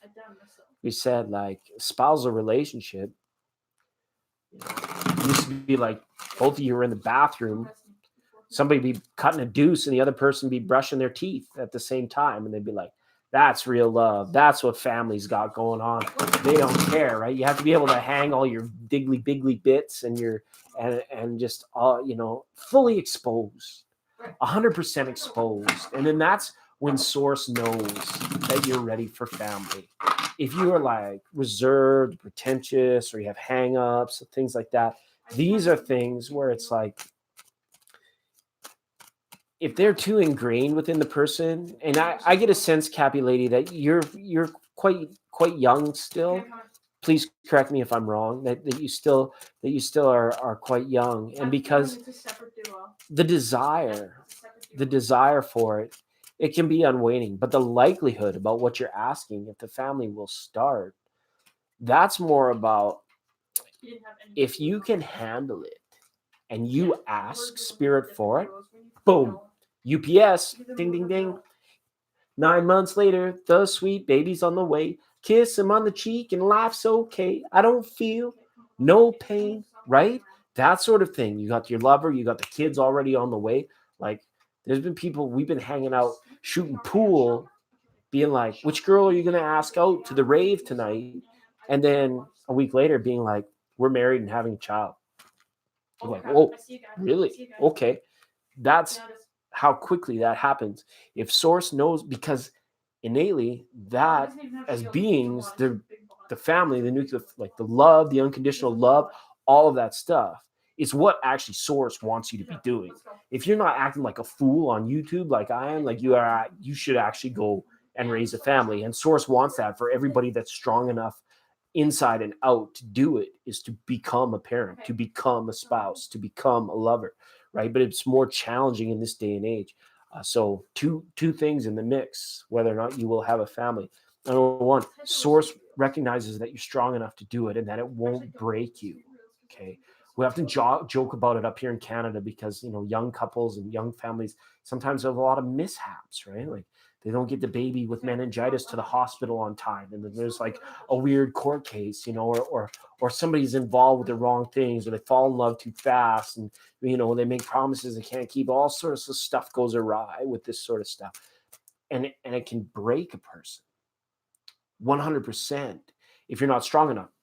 And source won't bless it into your life unless you are. And if they do, and it happens unexpectedly, then it's tough. Okay. All right. So here it is. Sorry, Cappy Lady. That took a long time from an 8. The key to starting a family is just finding the right man, finding the right person. That's absolutely the key. Like I said, don't push for this. Don't look for love in too many faces, in the wrong places, and that sort of thing. Focus on your own vibration. The more you get in touch and you're aware of how you vibrate, how your light shines in the hall of Shambhala, once you're more aware of like what resonates with you and how you resonate and where you go, that's where the compatible or the complementary person will be, I think, man in this case, to start a family with. It also has to be within their goals. Whenever I enter into a new relationship at any point in time anymore, that's my first question. Doesn't usually get to date number 2 before I'm like, oh, is it your goal to have more children or to have children or more children in this life? And normally I don't have to waste time on relationships or wondering if somebody's in it for the long haul based on that answer. It cuts, and you can become more efficient even in your search, right? But the key is to finding the right person. Remember, no family is going to be perfect. No man is going to be perfect. No situation is ever going to be perfect, right? There are many people who have started families in this lifetime, and then they're like, whoa, my friend Gina is having a vacation in Mexico, and I'm freezing my ass off here in Fargo, North Dakota. And the reason is because they started a family. So, you really want to look deep down at the level of like, do you want it for the sake of having it or wanting it? Is it those relationships of unconditional love? Are they top of the priority list? And can you still see them being in the top of priority list 5, 10, 15, 20, 25 years from now? And if there are, if you got time for that, and you don't see your dreams changing, and you feel like, okay, happiness is going to be based on this. Like I said, you kind of like, you pick up your life, you bundle it, you brace yourself, and you get ready for it, because it's like, It's a lifelong commitment, 100%. And that's why kind of like I really beat around the bush in this reading to say Source doesn't know yet if this is truly what you want. This is truly what you asked for. And I'm sorry if that feels like I'm calling you out or being like, because there is that part of yourself that's like, yes, that's what I want. It's what I want, right? But there's also a larger portion, a more awake, an eternal part of Cappy Lady that's like, is this really what you want? Because all you have to do is go whoosh, ask for it. Like I said, UPS delivery. Okay. And it kind of comes through like a prayer, like, God, please, like God, you like source. If I'm to have a family, please show it to me. Please bring it into my life and that sort of thing. Okay. So, all right. Hopefully that made sense. That was a lot of innate. That was just a lot of rabble babble. But it's why we're here, right? Welcome to Dusty Blue. Thanks for stopping in. Appreciate that. Sorry I was in the midst of a conversation. Well, I'm not sorry I had a conversation, but you guys, awesome people, that's the way it goes. And thanks everybody for dropping that like, for putting that like in. All right. So, okay. So it resonated. Thanks, Cappy Lady. So I didn't really get like, it's unknown right now because you haven't really shown Source that this is something of depth that you want. So there's still like, it could go either way for you in this lifetime, still is what I'm saying. You may or you may not. It's showing in the cards is that there's like, you need to define it for yourself. Okay. Yes, and have a good night, Dusty Blue. Oh, Hippie Love is here. That's awesome. You can see Hippie Love come in. So cool that so many of our friends have joined us today. That's awesome. And Norman Jean, thanks for asking. Why don't you go ahead and type a question in? And thank you, Cappy Lady. I appreciate the super chat for sure. And I think like that long-term relationship person, you're still going to meet that person. That's really going to be judgment time. Okay. To tie it into the first part of your question, it's almost as if like, and with that card with the whip and the dinger and the thing, it's saying, make sure that you're not keeping things too closed off or too tight. Like make sure like you're wide open, like fully exposed. Remember that part about having all like you got to be fully exposed. You got to be like 100%. And then that will lead. And if that doesn't attract it, then hey, nothing's gonna. What's gonna happen between you and David? A little loving, a little kissing, a little hoping, a little wishing. Could be more romantic encounters that lead to more questions. Your relationship with this person and Gene is kind of like the scientific process where the results of the experiment lead to more questions about what more could we do? What more experiences? What more experiments could we do? Right? Each experience leads to like a new level or a new a new level of questioning, and that sort of thing. So let's have a look and see. I feel as though there's more fulfillment to come in this relationship. There's more like pleasant moments, pleasant trees, pleasant times, pleasant memories yet to come in this relationship. There's more energy to be produced. It's really awesome. You've got the Tesla combo, right? You got the 369 up here, which is kind of nice. The Six of Swords. You guys like if you've been on the fringe or fighting a little bit, you're about to make amends, hang out together some more, and then there's more fulfillment left to come. But it's not assured. Like the wild card here is about like somebody taking an action or somebody taking initiative. But the bridge, whatever is bridging this gap, is like something to do with laughter or humor. I'm not sure if it's like I'm seeing like a comedy club or like you guys like keeping things very lighthearted and very jokingly, right? And that sort of thing. But the Tesla numbers are here, which is showing like more energy is going to be created. We got the card of social engagement, the journey to stiller waters or better times ahead, and the fulfillment card. So to me, this is like, yes, more good things are going to happen in this relationship. Nothing off the rails, and it's going to be quite lighthearted. And I don't know, there's something very abstract about this. I'm not sure if one of you is like an abstract artist, or there's certain levels of impressionism that go on, or maybe you guys see that when you're together, you see the world in a similar yet unique way. If that makes certain sense, it's like when you guys go people watching together, it's like you're usually on par. Or the same things kind of like make you laugh, and the same things kind of like give you disdain, and the same things like all that stuff, right? It's like Tesla's everywhere. Where did he go? He never left.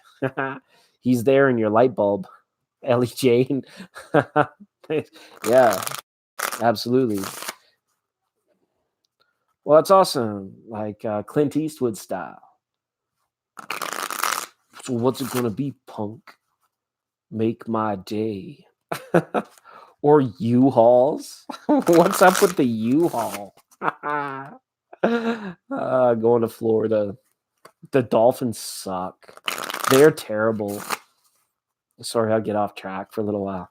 Who else? We started this program talking about dreams, and there were so many people. Is anybody still here that was here at the start? That's what I want to ask. Is like Eve or Rebecca or who else was chilling with us at the very start of the program? It's been a night. It's been a time. It's been a good time. I said we're here for a good time, not a long time. So have a good time. The sun can't shine every day.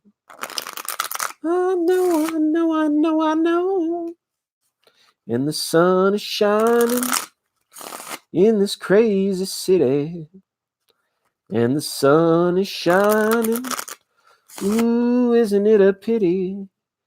And every year has its share of tears. Every now and then it's gotta rain. Inza FK asks, will my medical exams give a good result, or will I have to do a surgery to feel better? Really worried about. Yeah, I couldn't imagine. And I'm a double Scorpio, Inza. We're like Scorpios. Like you find your triple Scorpios, they're usually already doing surgeries. They're in that field. I'm a double Scorpio. Like that would be like normally that would be a profession that like would be geared towards my sign. But even I would be terrified if like I was like holding the knife and responsible for like somebody else's well-being through to me conducting surgery. Like that would be like, wow, you know, that's tough. And because that predominated in my innate Inza, I want yes, that's Scorpio moon, um, to let you know that I feel the latter is late. Like you might need to get this like this experience, like do the surgery.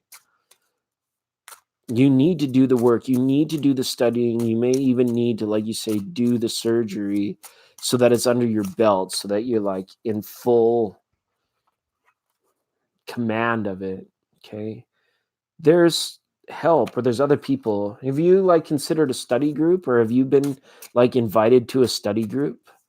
Or maybe perhaps the exams are already done. This is something where it's like you could be celebrating with friends afterwards. So I do think that you're going to get a good result. I do think that you're going to be okay. And it's good that you are doing this kind of work. That in itself is very rewarding. But yeah, you need to get some work under your belt in order. It's like it's nothing that you can like leave to like unknowingness. And any unknowingness that you have about that last question right now, I'm sorry, Inza, but it's just silly. It's just crazy. You've got to relax into this. You've got to be like, I'm smart. I got this. I know this. I did this. I have this. This is done. This is accomplished. This is me. This is my future. That sort of stuff. If you are self-doubting, if you feel like you can't or that you won't, right? That's silliness. Look at you've got Aqua Sun. That's all the God-given innate talent that you could ask for right there. You've got the depth of the Scorpio moon, and that's probably why the doubt and the fear and the feeling gets a bit of a foothold. Don't worry, Pluto's gone direct and it's about to change signs. And most of this stuff is being like highlighted probably for you right now, just in those deep watery levels. But don't worry, once like Pluto starts like kind of progressing here, and finishes this transit, you're going to look back at this time and you're going to be like, wow, I can't believe I ever felt stuck. It was just a simple shift in the way I was looking at things, in the way I saw things, in the way I went about things that led me to so much strife, so much doubt in myself, so much like uncertainty all along. But you just had this like this quick, simple shift. And when you get the news, everything's going to change. All the fear, all that's all going to be gone behind you, and the news cycle will begin. And this is a cycle of inspiration, new action, going forward and doing it, right? Doesn't matter if this dragons are reversed or not. They're really cool. Okay. They're going to be here for you, showing the end of an old cycle. So if the exams are what's, and this new surgery is what, like, to get that first one under your belt is the very start or the ignition or what ignites or what sparks your career taking off or your profession going forward, then yes, it's going to happen. There's nothing to fear. There's nothing to worry about there. Okay. If there's any caution that I want to give you, it's just about like worrying about it or like losing out on the present amount of enjoyment you can take from life about the uncertainty that you feel about it. Okay. Scorpio, magician, high priestess, spiritual surgery, right? Yeah, Robbins. I know that you probably could, for sure. And hopefully, Robbins. I don't know if you met Gazelle at Gazelle Daily Tarot, and Gazelle, if you know Robbins, um, Gazelle is a fellow Canadian that she's way on the other side of the country though, that does amazing readings, and I got to let you know, Robbins posts beautiful monthly readings that resonate to my core, and Gazelle does great daily readings. And when I've been online taking in my dose of tarot and spiritual guidance and hanging out with the community, this is where I've been going to like receive my readings, because both these ladies are just amazing. And as well, Tati Torres Tarot, she only does the lives. So if you get in there for a personal reading, that's a good place where you can spend your time as well. Yeah, and sorry, I don't mean to call you out, but that 8 of Swords up with that 7 of Cups there, like that's kind of just like, don't be your own worst enemy about this. You just be in like this full allowance, but you do, to answer your question, I feel like you do need to get a little bit of this work under your belt, and you do have to like, but you're going to be fine. The cycle is ending. Hey Gazelle, it's all good. I'm glad you're still here. Yeah, Christina said it way better than I did. Hey, Chanel, lots of hearts. I saw you had your hand up as well, Chanel. Did you have another question? Oh, and thanks. We hit 20 likes. That's huge for this little YouTube channel. We're just taking it very casual, very informal. That's good. I'm glad you found each other through, and whether it was through here or just through the internet at large, it's very good because, you know, you ladies do so much healing, whether it's direct or just planting the seeds so that other people become aware of where their healing begins, that you deserve it all to come back, you know, 100-fold, like beautiful blessings of health and wellness being with us, you know, through self repair and self regulation. Our healing mentor, they're like train tracks. they go the same way. It's like a symbiotic happening or occurrence.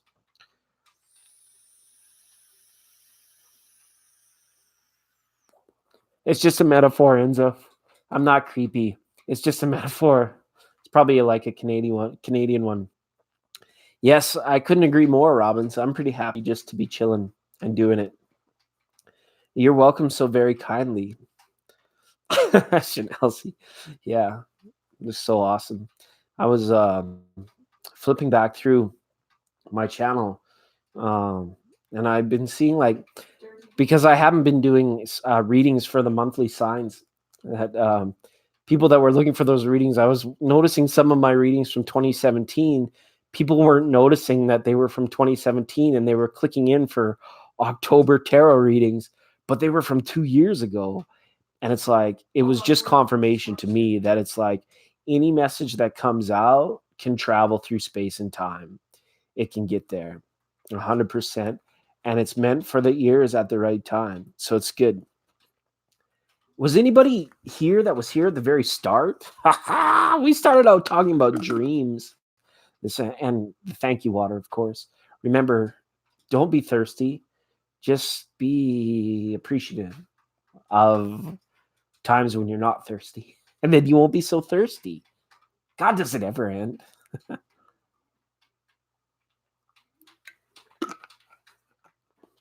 Yeah, you had your hand up, Chanel C. I just wondered if you had another question.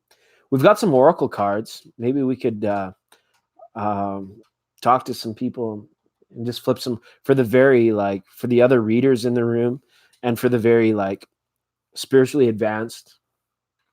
Shouldn't say advanced because it makes it feel like other people are left behind, but for the people that have climaxed, apexed, plateaued several times, reached new levels, read for other people, are aware of themselves, just legendary, awesome people like Christina.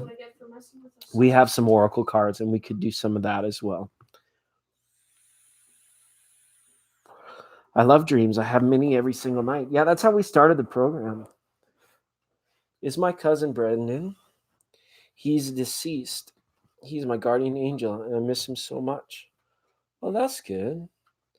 Well, don't miss him if he's right there, silly. If he's right there, then don't miss him. Engage in fellowship on that level, Chanel C. And don't judge yourself or label yourself for what you do. Okay, it's okay. Nobody's going to ridicule you for it. Nobody's going to find out, that you speak, right? Very much so. He's my guardian angel, and you miss him so much.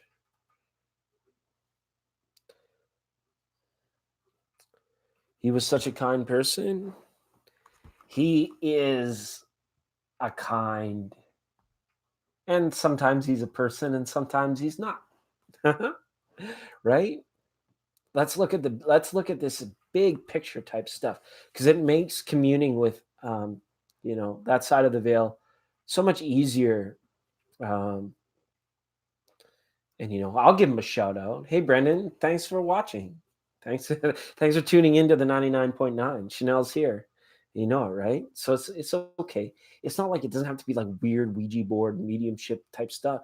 Just allow it to be, like I said, it's so awesome when you're younger like this because you guys are receiving spiritual gifts that people like old dogs like me, we couldn't even imagine. Wouldn't even be able to handle it because the spiritual gifts are coming and it's going to be received almost like practical scientists and sages. It's going to be the way it is. We're like the new lawyers and psychologists of the world because we're just no, it doesn't matter if I talk to Brendan while I'm resting and falling asleep. Okay. Oh, thanks, Robbins. Thanks for the question.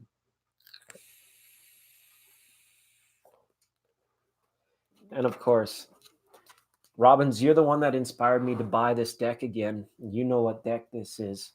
I had it a long time ago, and then I gave it away, and then I saw Robbins using it in her monthly readings, and I had to pick it up.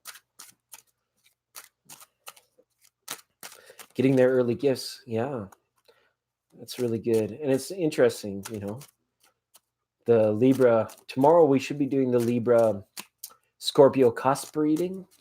It's known as the cusp of realism or the cusp of reality, but it's actually a very psychic time, a very psychic transit, and a very blessed and one of gifts. You're hearing a lot of astrologers and readers speaking about a lot of the gifts that are coming, right? And I saw this as early as the Leo season, and I had it pegged for Virgo. But yeah, on the theme of early gifts. And they're magnificent, magical gifts because they're very practical way. It'll be nothing for you to walk off the street into a parlor, and what they do there is they heal you with beams of benevolent light.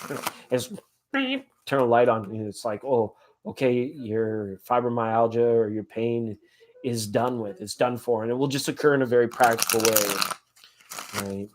And poor old big pharma is just scared to tears that, you know. But we won. It will all happen. It's just we're fighting the good fight. We're a part of the process right now. It's going to be great. Right now, we're focusing for Robin, uh, asking, will moving to Ecuador be beneficial for me? Thanks for the super chat, Robin. Appreciate that. That's awesome. We'll pull a few out of each. Oh, right. Okay. Yeah. Your concern right now, in regards to the profitability, has a lot to do with your level of comfort, Robbins. I think more so than your worry. Oh, I guess, sorry, beneficial. Your worry of benefit is like due to like sacrifices or advances made in regards to personal comfort. Okay.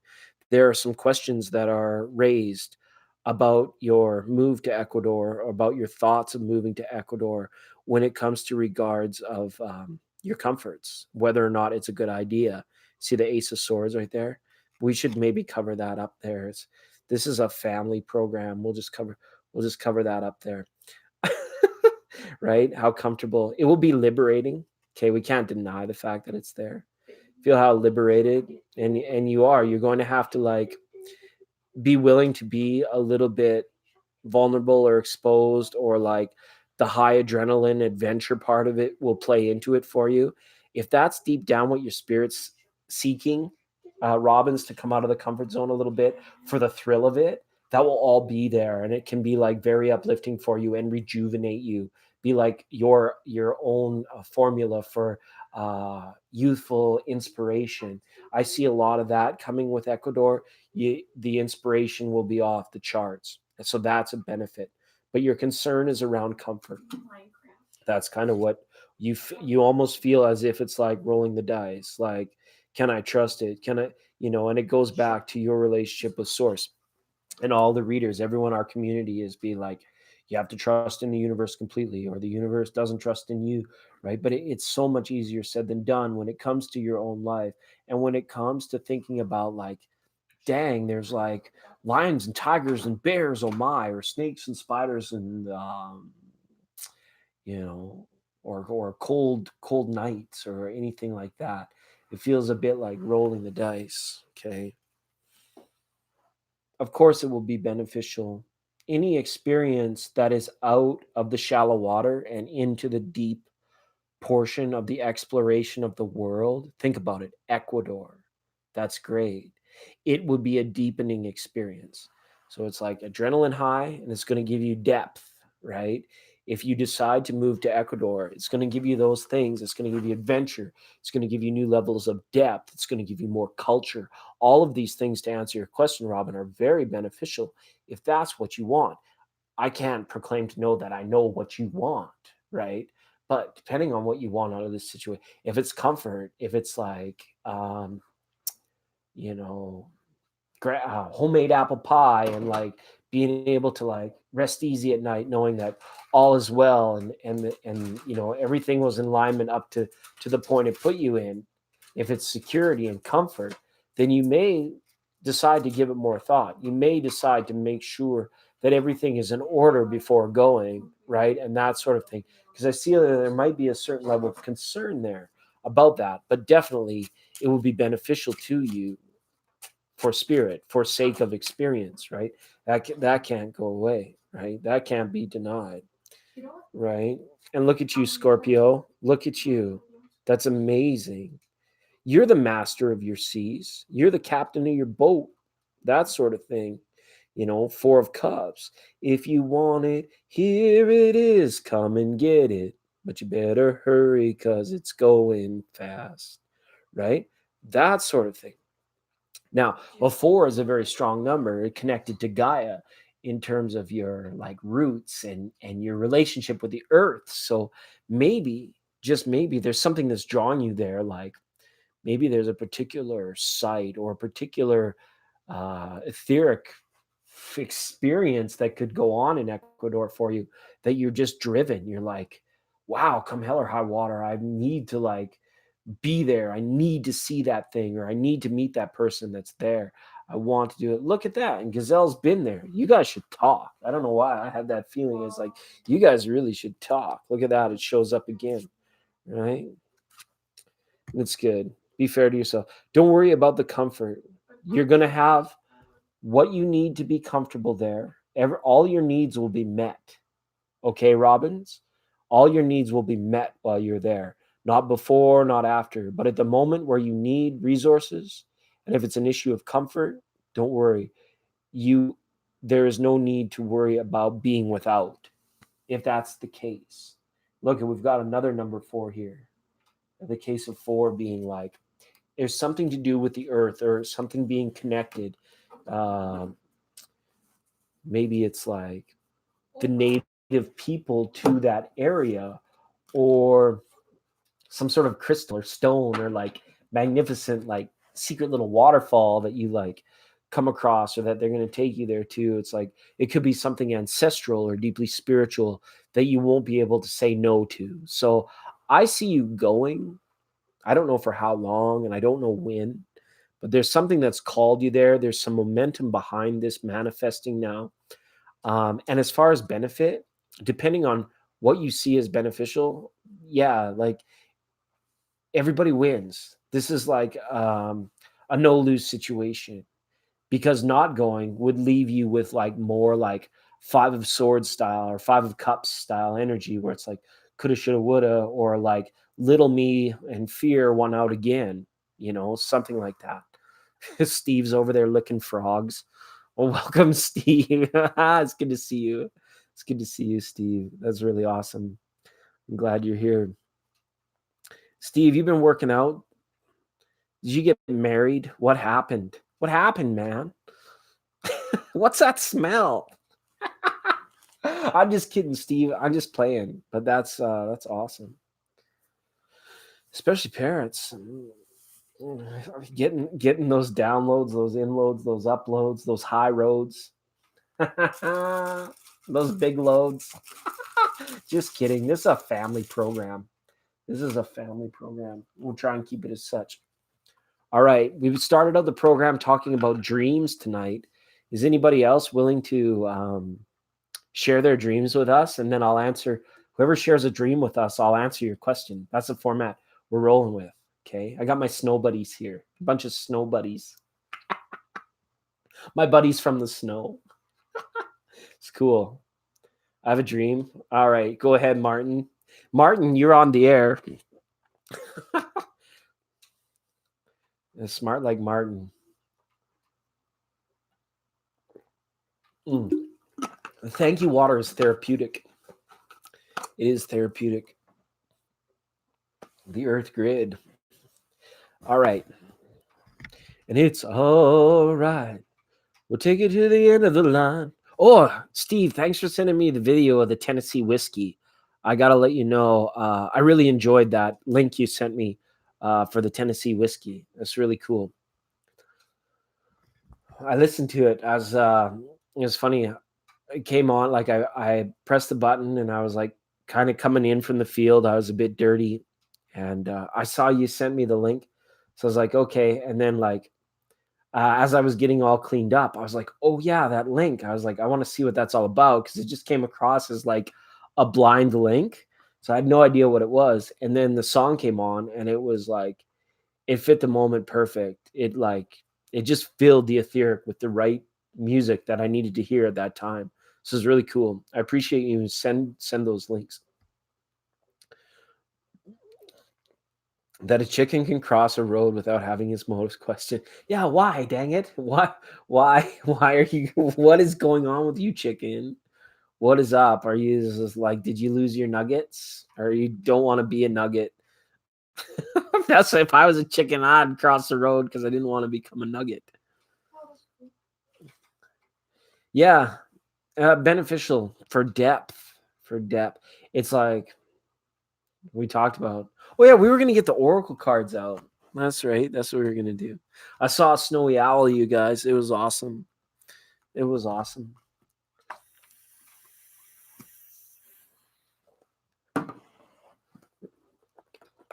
Well, Jasmine's still here. Jasmine, you still awake? I told you to turn off the dang thing. Turn it off. Not that I don't appreciate you here. It's like be in the gap. All right. Jasmine. Hey, who wants an oracle card? You can. Do you guys am I cool to pull for everybody? If you don't want an oracle card and you're involved with the chat, please tell me that you don't want, or I'm going to assume that everybody does want one. I'm just trying to work out my trans business. Stay out of bats. Bars. I didn't know bats. Stay out of the bat cave. Where's Harvey Dent? My parents are dead. Stay out of the bat cave. Stay out of the bat cave. Well, I've been, I'm sorry about the Cubs, but I've been watching. I've been watching a little base. It's World Series time. That can keep you out of the trouble, Steve. I don't know if you're one for sports. But, it is October.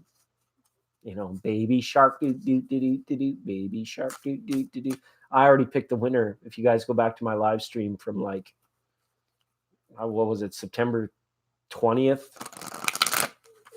I already hit on the Nationals to win the whole thing. Jasmine Moore, I had a really weird dream that I shrank and I was running away from a bigger version of me. I was located in a house of locks, and anytime I ran into the wrong room, I got trapped. Wow. Maybe you ever go to the escape room or to the locked room? I went there with my family. It was kind of a fun experience. We got locked. We weren't really locked in, but we had to figure out a puzzle in order to get out. All right. So the bigger version of you is chasing, and the smaller version of you felt threatened. Well, that's good, Jasmine. Maybe little you, the little you that, keeps you worried, keeps you, keeps the pressure on and the anxiety on. Maybe you're starting to put the pressure on your little self and being like, no, there's more to this. There's a big picture here. It's not just,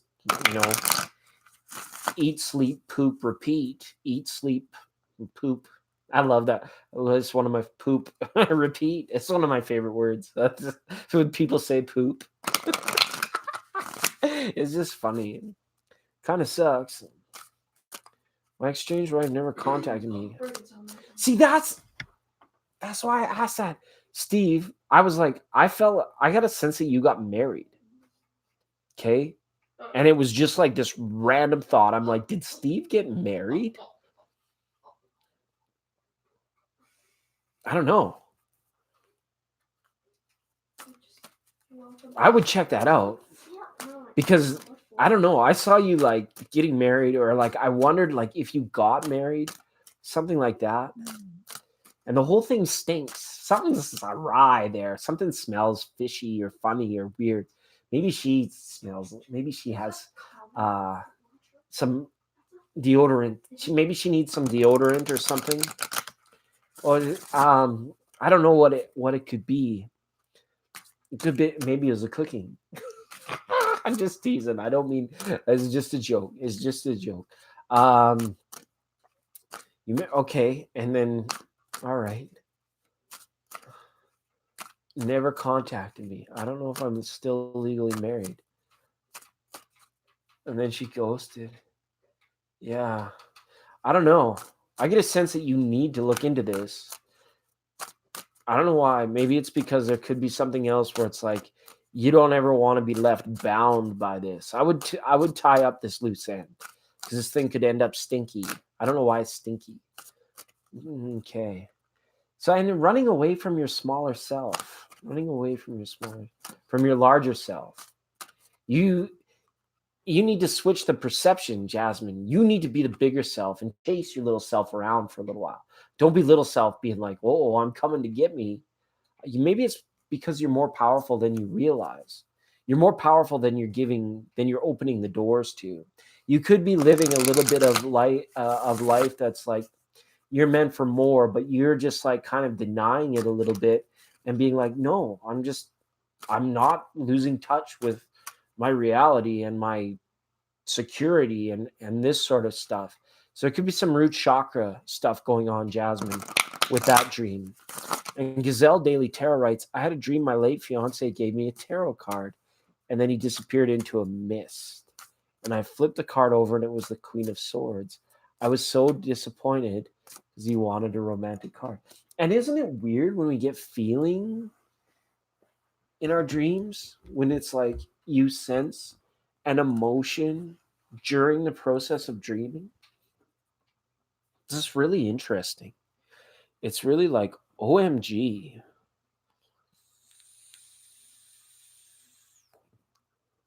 But you know what?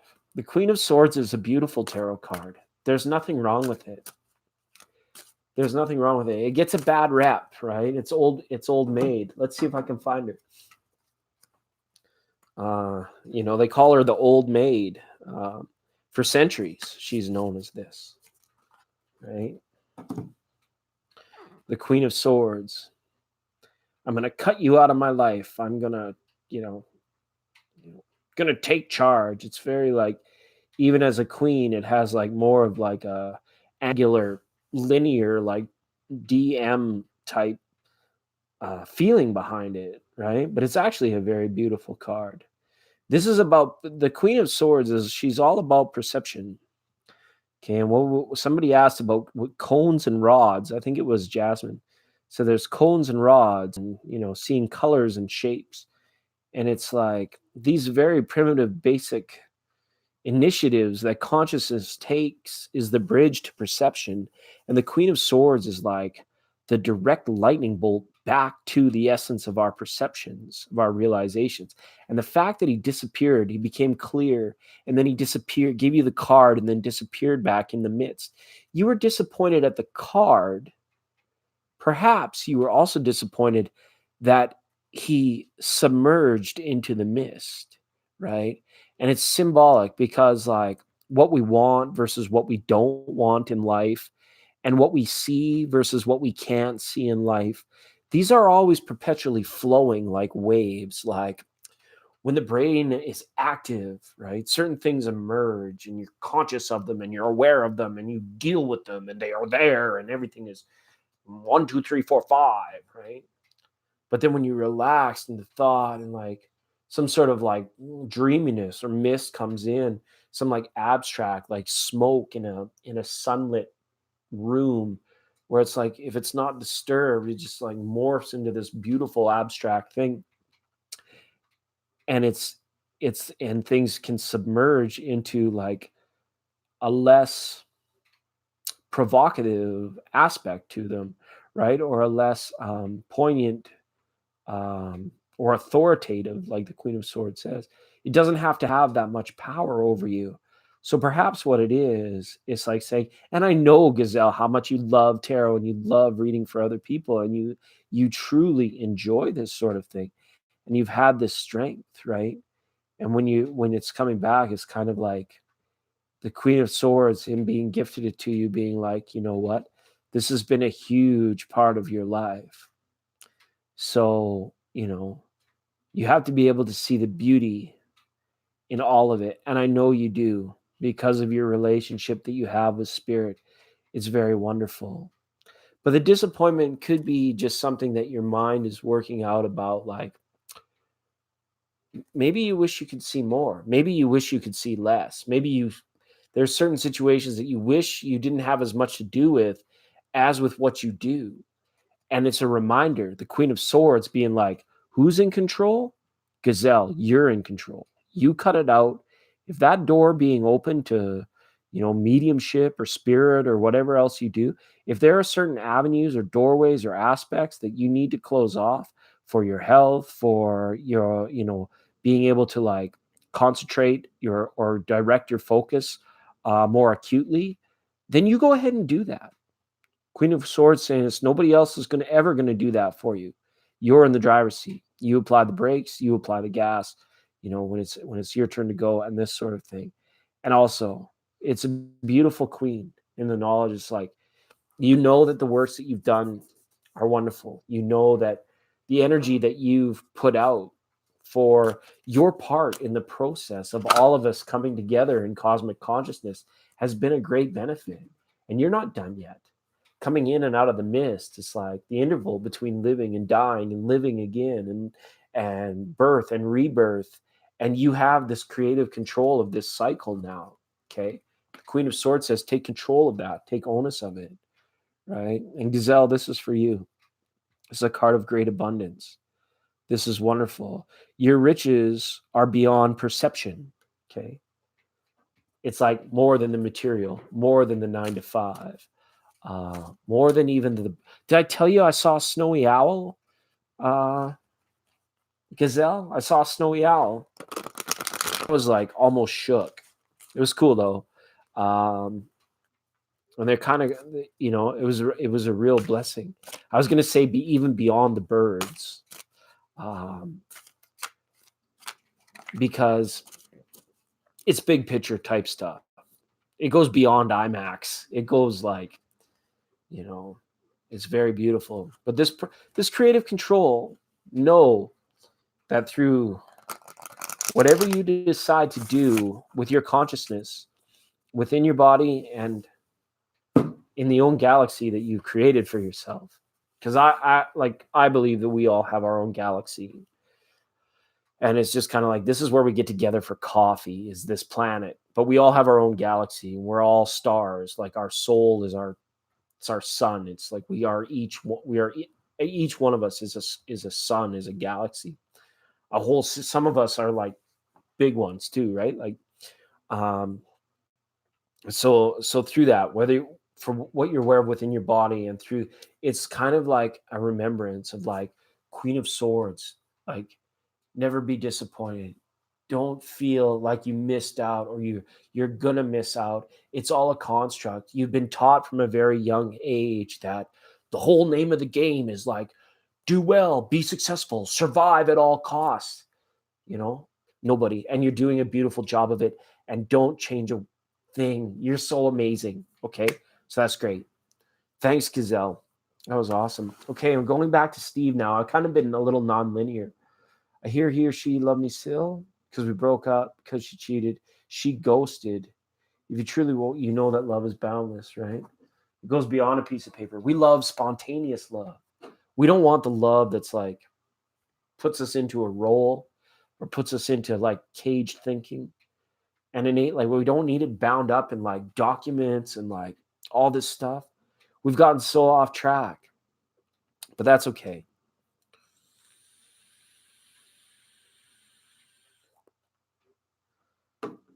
Let's have a look, Steve. I'll pull the Gilded Revelry for you here.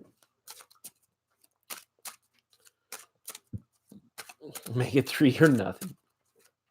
I mentioned it earlier. I truly believe that in this day and age, the only way to have a healthy relationship is to practice strong, trusted, healthy levels of detachment.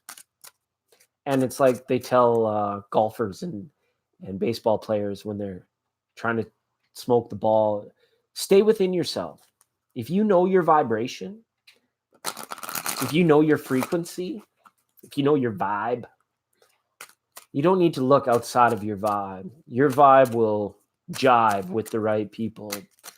And a healthy level of detachment is the only thing that we can have to like make these romantic relationships stay spontaneous and fulfilling, and not feel entrapping or overbearing or have a level of they've got to be liberating, or they're not worth spit. Okay. You got the card of the crane or the heron. All right.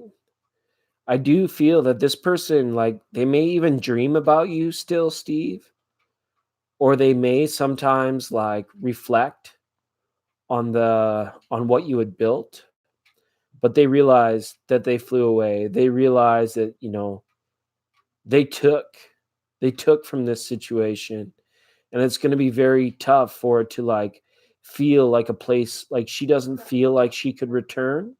I'm not sure. Hopefully that resonates. But the feeling I have is like she doesn't feel like she'd be able to return comfortably.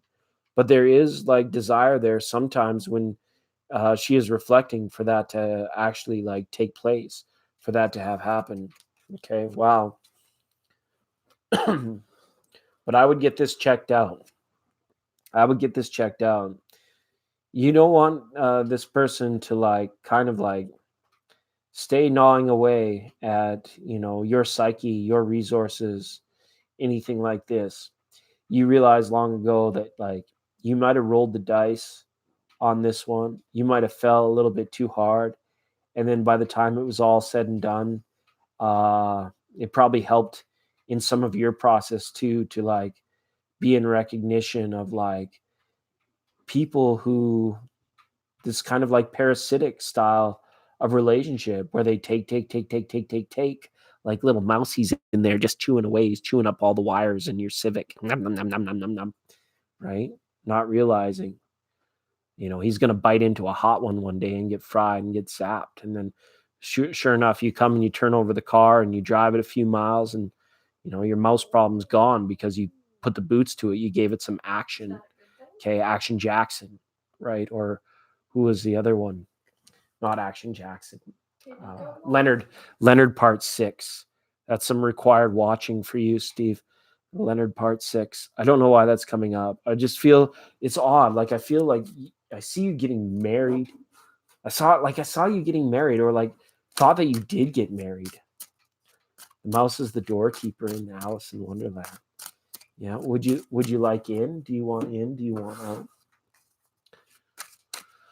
I don't really see. I think the sun is setting on this particular chapter or this particular person in your life. As far as them like re-emerging and being a big part of your life, I'm not really getting a sense of that or seeing it. That chapter is like over now. You're like you're going to be in it for new romance or someone new. You have still to hit the jackpot in regards to like finding that person that vibes the best with you. You've been like you're very experienced, very well rounded, and your experiences have left you very refined, very well rounded as a person. Yeah. So beyond duality, right?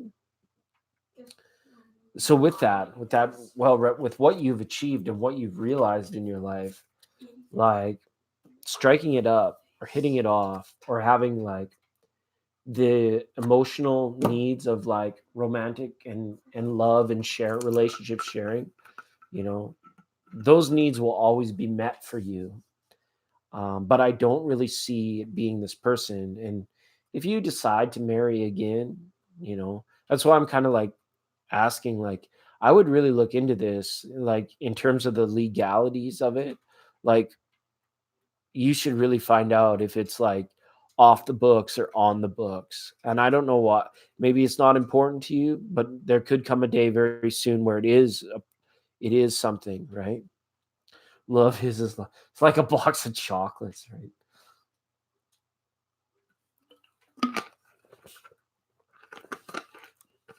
And love's an amazing thing because you can make it whatever you want it to be. It's kind of like everything, right? But nothing all at once. It's very much. It's like the true essence, the true nature.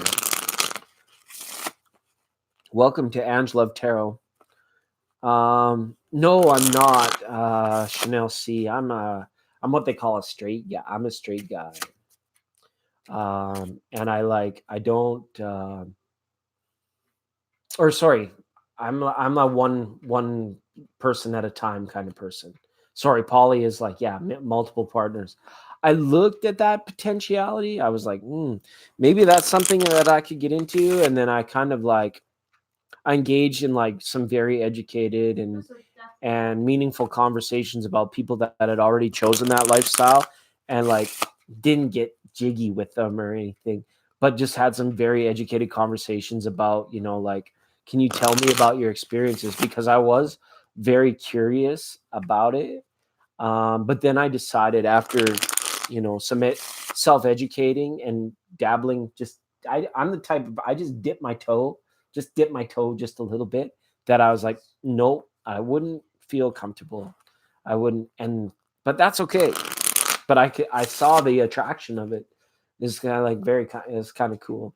But no, I'm not like in a mutually exclusive thing, but my focus is on one particular woman at a time. Whether it runs out for the rest of my life, or like, I don't like to like try and understand the capacity or the expectation of what it ever is. Just let it take it on. Right? Yeah. Yeah, Steve, I appreciate you too. Thanks for that. We're gonna get some more. I'll get you an oracle card up too, and then Christina and Chanel and Ange is here now too. It's really cool. Must be getting late. Clocks. What is it? Clocks must be getting late. Right. Once upon a time, roles were clearly defined. The man worked and the woman was a homemaker. Yeah. We don't. We got off track a long time ago. A long time ago. The love is supposed to be spontaneous. But the harshness of reality made the security needs, like if you look at Maslow's hierarchy, security needs, they're still base level, they're still cornerstone compared to like our esteem and our emotional needs. Like if it's cold as balls and you're freezing your butt off, you're darn right you'll make some concessions to your relationships to make sure that everything fits together as it should, or gives you the promise of security and comfort and all that stuff. And then we're kind of like, we've evolved to like become reliant on those sort of things, but it's supposed to be like truly spontaneous. Here it is, Steve, Tree of Life. Yeah, I like that because that really fits with what you said about you're so beyond duality, because it's perfect. It's non-dual, right? The Tree of Life is one, but it is all at the same time, it's all these extensions. It's all these branches, but it comes back to this like main trunk. It comes back to this level of oneness, or like you say, non-duality. They are separate, but they are the same. It's like the Hindus have like it holds a very special place in that culture, the idea of non-duality, because it remains undefined. Yeah, the threeness of it, right? What is it? Starts with Tao, then yin and yang, and then three is chi. Chi. Let's chi at three. Three at chi. Three is like the catalyst number. It's like it's the, what do they call it? The chlorophyll in the plant that makes it green. It's the beautiful catalyst that takes the water and the sunlight and makes it more green and more awesome, right? Makes the tree stronger. It's very good that way. It's a very non-dual. But this card for you, Steve. Sorry, I got on a bit of a tangent there. Don't worry. The hard work's done, man. The hard work is truly done, right? What? The only way to the top. Keep looking out for number one. I mean you. Keep looking out for number one. And that's me. Keep looking out for number one. And that's you. And you, and you, and you, and you, and you. It's awesome. Reality doesn't work as well as it seems it could, right? Sure. It could always be a little bit more comfortable. It could always be a little bit better, right? Deep breath in, because yeah, it could be, we can't know a winner unless we've known a loser. We can't be victorious unless we've known defeat. It goes very much back to so I love it when Steve and Christina and Ange, this is like very cores, like very familiar territory for us. And I really hope you guys did enjoy that little meditation video that I put out. Use it at any time. And I had a lot of fun making that one. It was very Eckhart like type stuff, but I'm so glad when I have your guys' support of very awake, advanced people. It's really good. And it's as simple as Am says. I love myself. I'm good because of that. I'm good with that. I'm good for that. All that. It's really good. It's the future. It's funny, Steve. I've heard that before. I've heard that before. That people are kind of like thinking in that way for sure. That's perfect. I think you'll see a lot more of like number one also. Like you'll see three, but you'll also see number one. Like you'll see like not immaculate conception or anything like that, but whether it's just like you'll see more like sage and scientist. We've been talking about it all, like type one, like they'll devote their life to finding the answer or to be a mover and a shaker or an anchor or a big part of the process for everyone, but they'll remain that singularity. Other people, like you say, three, they'll roll that poly away, um, so it can feel more liberating. They can always be outside of that particular role because there's a balance. There's a better balance of the energy, right? It's odd. It's odd, right? It seems odd to us because we've been in the age of Pisces. We've been in the age of two for so long, yin and yang, right? But now we're moving back into like the odd, right? Isn't it odd that someone could go and have a perfectly fulfilling and happy life on their own as a hermit? Oh, they're odd. Oh, that old John Henry, he's down the street. He's such a hermit. He never goes out. He's, that sort of thing. But you know what? He's clear as day. His paradise, his own galaxy, his own sun is clear as day to him in his mind. And he's just like, I'm fine with that. Or like people that are out like, I need to get jiggy. I've got urges. I got to take care of my needs.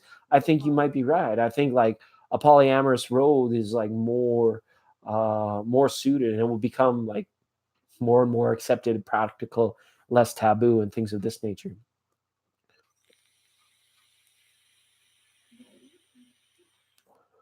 Thanks, Christina. I'm glad you enjoyed. It's fitting for the day. Yeah, uptight and angry right now. Yikes. Yeah, it's kind of a rough go. Well, winter's coming. King of Thrones type stuff, right? If you're dealing with that, it's, you usually got a little few grasshoppers that are running to make ends meet right now because, certain things were left too long. People get grumpy. We can't fault them for that. I sun gazed one day about a year ago, and you saw three suns clearly. Absolutely. That's like multiverse. They were like the same sun, but in three different universes. Ah.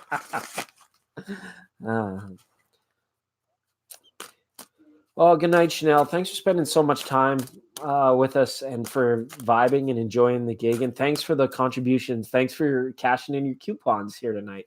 That's going to be great. We'll go out and have a ice cream sundae. Appreciate that. It's really good. Yeah, I missed you too. We should be back tomorrow night with it's going to be the Libra Scorpio cusp reading. We'll kick off and hopefully we'll be live again. So that'll be really nice. All right. And what time are we getting to? It's almost 12:30. Oh, I still got a little person. We need to practice our deeper restful time pretty soon here as well. And thank you for joining us. So right now is a good time to catch me. Oh, we got to get Christina an oracle card. And Chanel, we'll send Chanel with a good night. With your Leo friend, if you feel like, be the change that she needs to be. Show her the change that it's going to take to form a meaningful bond with you if that's what she desires. Just check to see if she's changed before you go in. Okay. Hi, Norman. Norman, did we answer your question? Oh, yeah, you asked about David. That's right. Okay, yeah, have a good rest, Norman. Enjoy. Thanks for being here and driving out so long. Let's get Norman's off to sleep. Okay, Norman, this one's for you. Soul Journey. All right. Reminds me of like the Wizard of Oz, and on their way to go and see the man behind the curtain. Keep it real, Norman Jean. I appreciate you, and thanks for your support within the community and doing what you do within the community, and be vigilant on your soul journey. Real for real, and phony for phony, and your intuition is right, and Don't ever let yourself fake yourself out of your own intuition guiding you in the right direction. Okay, especially when it comes to things of that nature. There's a lot of wolves in sheep's clothing out there. So, I'm not saying you have to be scared of anything. Just keep that high level of Tao intuition working for you. Everything's going to be all right, Bob Marley style, right? So goodbye, Yellow Brick Road, right? Or good night, Norman Jean. This is Elton John. No. Sure, Ange, do you have a question?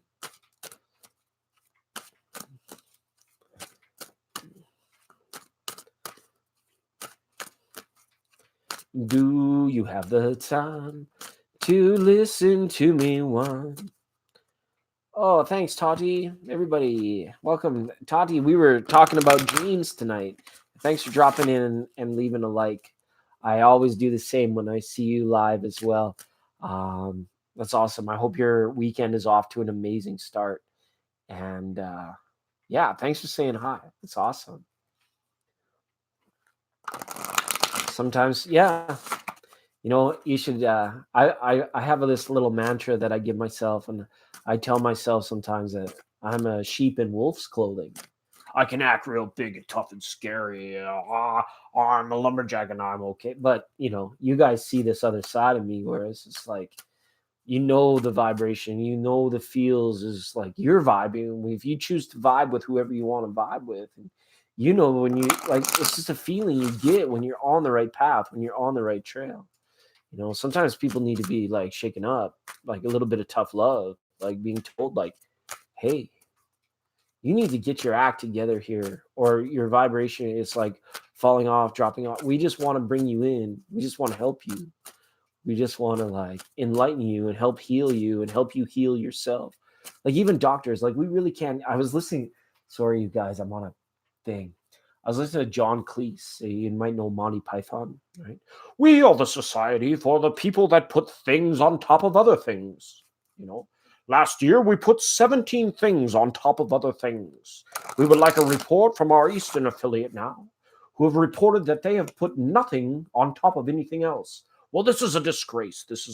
But anyways, John Cleese was saying that when the doctors went on strike, I think over in England, like can't remember the circa or what time it was, but when the doctors went on strike, the death rate actually went down. Doesn't that seem like a paradox? Doesn't that seem like an oxymoron? Well, if the doctors were on strike, how come more people didn't die? How come you know But the truth of the fact is like something fired within people's minds. The doctors are on strike. I can't get sick. I won't get sick. I just can't. And then they didn't get sick. But you see how it works. We never really heal another person. We only shine light in areas that need to be healed, or in ways that the other people can heal themselves. It's the only true way. Other than that, she's just big pharma, right? And it's like I said, in this new era, in this new age, when you walk into a booth or into a boutique and they simply just shine a light on the part that hurts, or the parts that they say is bad, it's going to be very practical. It's going to be very and all it is that they help to tune the frequency to the light and to your all your the DNA, all the mitochondria, all that stuff. They just facilitated your body healing itself. Nobody actually heals somebody else, which is again sad for big pharma. Sorry, big pharma. You're big losers. You're big losers in all of this. Angela of Tarot asks, what's happening in the future? Okay. Ange, give me 1 second.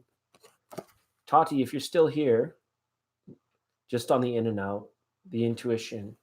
And it was very close with Norman Jean, the message for that. Keep the trust level high with the intuition. It's kind of like I haven't really even busted into too much tarot tonight because the lack of imagery on the playing cards is like a little bit easier on my mind. It's like taking my eyes off the big screen and just listening to the program for a little while. It's like it's easier to derive the message sometime without all the imagery. It helps me and it allows me to trust in the intuition more than just like what the optical is picking up from the tarot. What is coming in the future for Ange Love?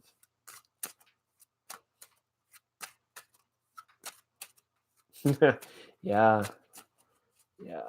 And it's like, it's funny because like nowadays people talk a lot. Like, when you see Deepak on the Instagram writing books and, down in Times Square and Eckhart like selling millions of books. But you're right, Steve. A lot of this same stuff, they've been talking about it for decades. Alan Watts had it pinned. He had it absolutely dialed, but he was dealing in a time before we saw the huge advances in technology.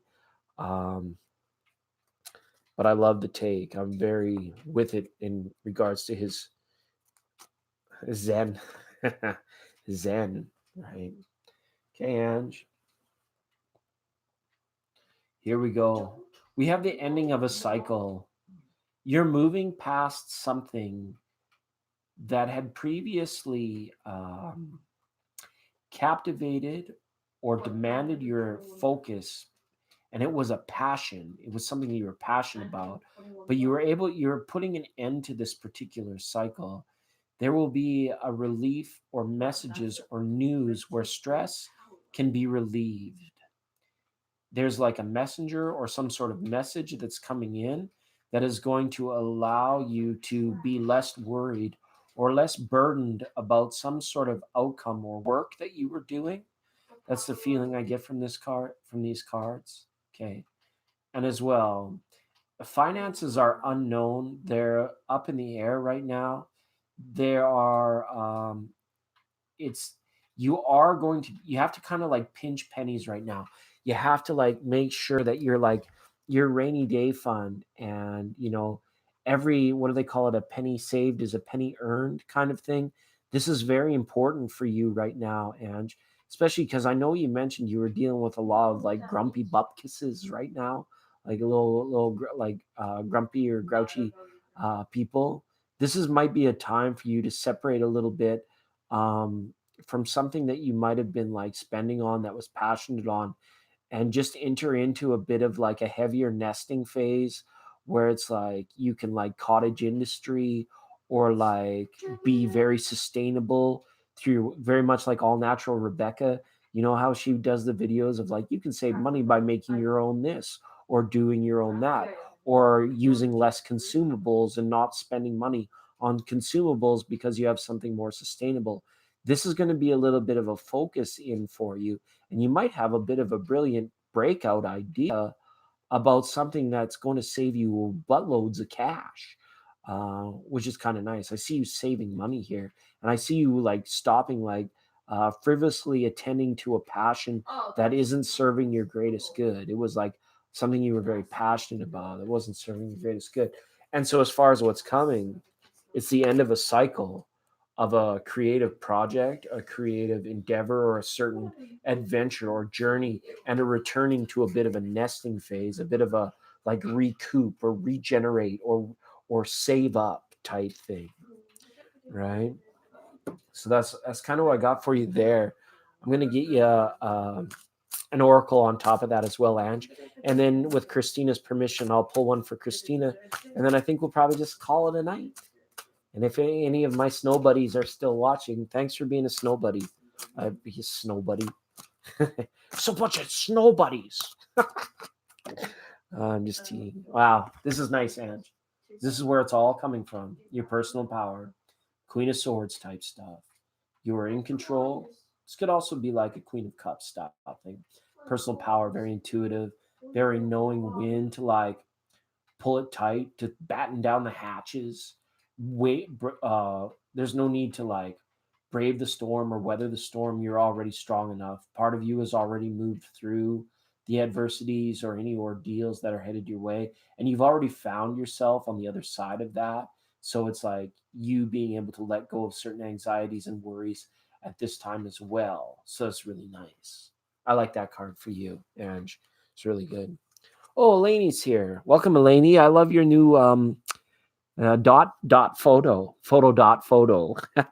You look very nice, and thanks for joining us. It's been a minute. And again, always welcome here. Whether it's been a while, we're like a little oasis desert parking market. We sell watermelons. We sell coconuts, and you can come and get in out of the sun. Park your camel over there. Come and enjoy the oasis, the tent, all that good stuff. We're at a crossroads. You can go north, south, east, or west, wherever stand in the place that you are. You um, Stay as long, and if you have to go out on an adventure, go on an adventure, and then come back and bring all your new experiences and share your dreams with us here when you're passing back through. And the lady, that's really good.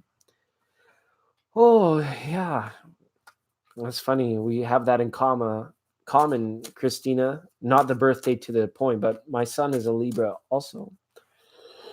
Don't store my already shrinking. Yeah, you're most welcome. And Eleni, I'd be happy to answer any question you have. And all that I'm asking for compensation tonight is that you share a dream that you had with us. Could be like, yeah, it could be a dream like a goal or a that you have, or a dream that you have that you're working towards, or it could be a dream that you had when you were 7 about lions and tigers and bears. Oh my. Okay, Christina.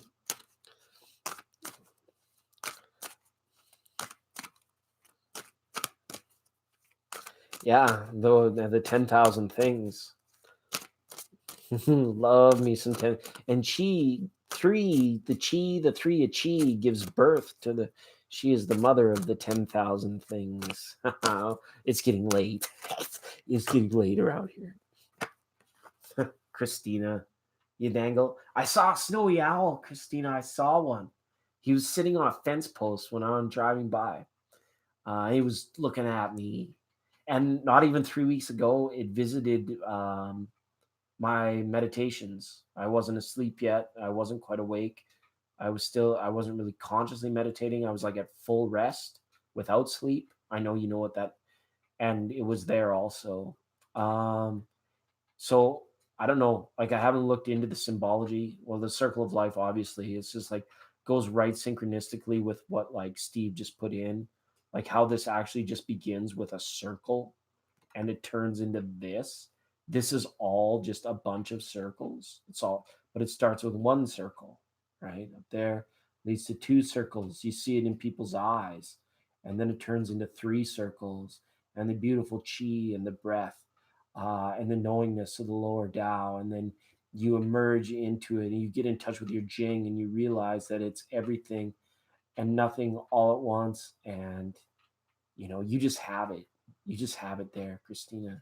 This is what you have, sacred wisdom. And we know it. Maybe it's just a point where you needed to be reassured that your wisdom is sacred, that your wisdom is valuable, that your wisdom is important. I know we appreciate it. I appreciate it when you come and hang out with us. I really do. I dream to become a multimillionaire. Beautiful, beautiful. Popping bottles, we just hit the lotto. A rock and roll, bottle. May I ask if George will fight for my love, or will I potentially end up with someone else? All right, let's have a look. Lainey, thanks for sharing your dream with us. It's really awesome. All right, and Lainey, that's going to be it. You're going to be the last reading for tonight. Okay, and then we're going to shut it down. It's getting a little bit late. I'm getting a little bit too out there. Steve and Christina are like my hallucinogen. I take the green pill for Steve and the pink pill for Christina, and then I go on this toad licking adventure of psychedelic high on consciousness road. Absolutely, but it's good for you, Eleni, because I do feel connected. So it's very connected, very grounded. We're taking this in a very casual space and time tonight. Don't worry, I got cards. Don't worry, cards for days. All right. Look at this. Wow. I see you I'm giving you a tough time. These are more cards for you. This is about a journey that's not yet completed. Okay. This is kind of like, I don't see George here at all right now for some reason.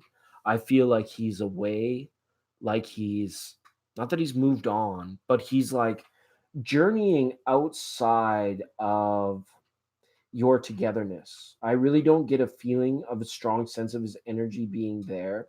And I'm not sure if it's due, maybe, hopefully, conversation hasn't run dry or hasn't run cold between you guys, because I really feel that it would take like some sort of like instigating act, or message, or you guys would need to get on the same page in regards to your communication before I see him present. Because what I have here is an open gate, empty house. Like, is he far away, like over a bridge, like on a journey, a long ways from home, or just very distant from you right now? Is what I'm feeling. I'm gonna pull some more cards. This is for the energy. I'm gonna see some more cards to answer your question about like his willingness to fight for you. But right now, I'm getting a sense of absence. And you can let me know if that's right or wrong. But I just have a feeling like he's been away, or he's been like um, doing something else. And you're looking at other options. Yeah, absolutely. You never stopped. You never stopped. you, I know you, a lady. You never stopped. You were always right. This is a card of fulfillment. You know how to look out for number one. You're the one going to be the multimillionaire, right? And this sort of thing. But I get an absence, right? It's almost like you're putting some momentum as well behind like his absence, and your maybe your acceptance of his absence. You'd be like, "Hmm, if he's gone, he's gone. It's fine. F it, whatever." High degree of change and the King of Cups. Yeah, this might be a chapter. This is a chapter that's closing in your life. Okay. The 99 is here. 9 wands, 9 hearts. Fulfillment with the King of Hearts. And forgive me if I'm wrong, but I see this like this water sign being somebody a little bit more connected, um, or it's kind of like the next to be with you, or the change that's coming in your life is a switch to like a very emotionally strong and stable person, like somebody that is like the willingness to fight for you. But you've drawn the 99 here, which, this reader, when you draw the 99, means a big change, a great change. So to answer your question, I see this kind of like being a new option. This could be like new lovers, or like somebody more significant, outside of your typical like earth sign. Or this person is just like, what is it, over the hills and far away. They're they're just gone, right? They're not there, and it's left you in kind of like carousel mode, right? Round and round we go. Where she stops, nobody knows. Like, grab the ring if you can. It doesn't matter if it's off pole one or pole number two. It's left you kind of this feeling of like on this carousel, and you're kind of riding away from this. There's like some sort of division, or some sort of like great divide in regards to your communication that hasn't been overcome. And what I have is an open gate. Somebody's left and hasn't closed the door. They've just kind of gone. So I want to give you a big hug, Eleni, because I know like you have a history with George, and you've had your mind on this person for some time now. Like, it's been a few months and we read on this, but hey, new is good. New is always awesome. Well, welcome, Judith. Welcome, Sally. Very nice to have you here. Um, and it's all good. Ladies that are just coming in, we're just about to wrap up, for the night. You've come in a little bit late, and that's okay. No judgment here. I won't label you as late to the party. You can call me anything you want, but don't call me late for dinner. It's good stuff. So Sally and Judith, what I can do is just give you a warm welcome, and let you know that we're shutting down the show pretty soon. But I don't want anyone to go away empty-handed. So, ladies, you have a quick minute to speak, to get at me. We've been sharing our dreams tonight. That's what we've been doing. Well, as always, this program brought to you by the good people at Thank You Water, our sister network over there at Tati Taurus Tarot.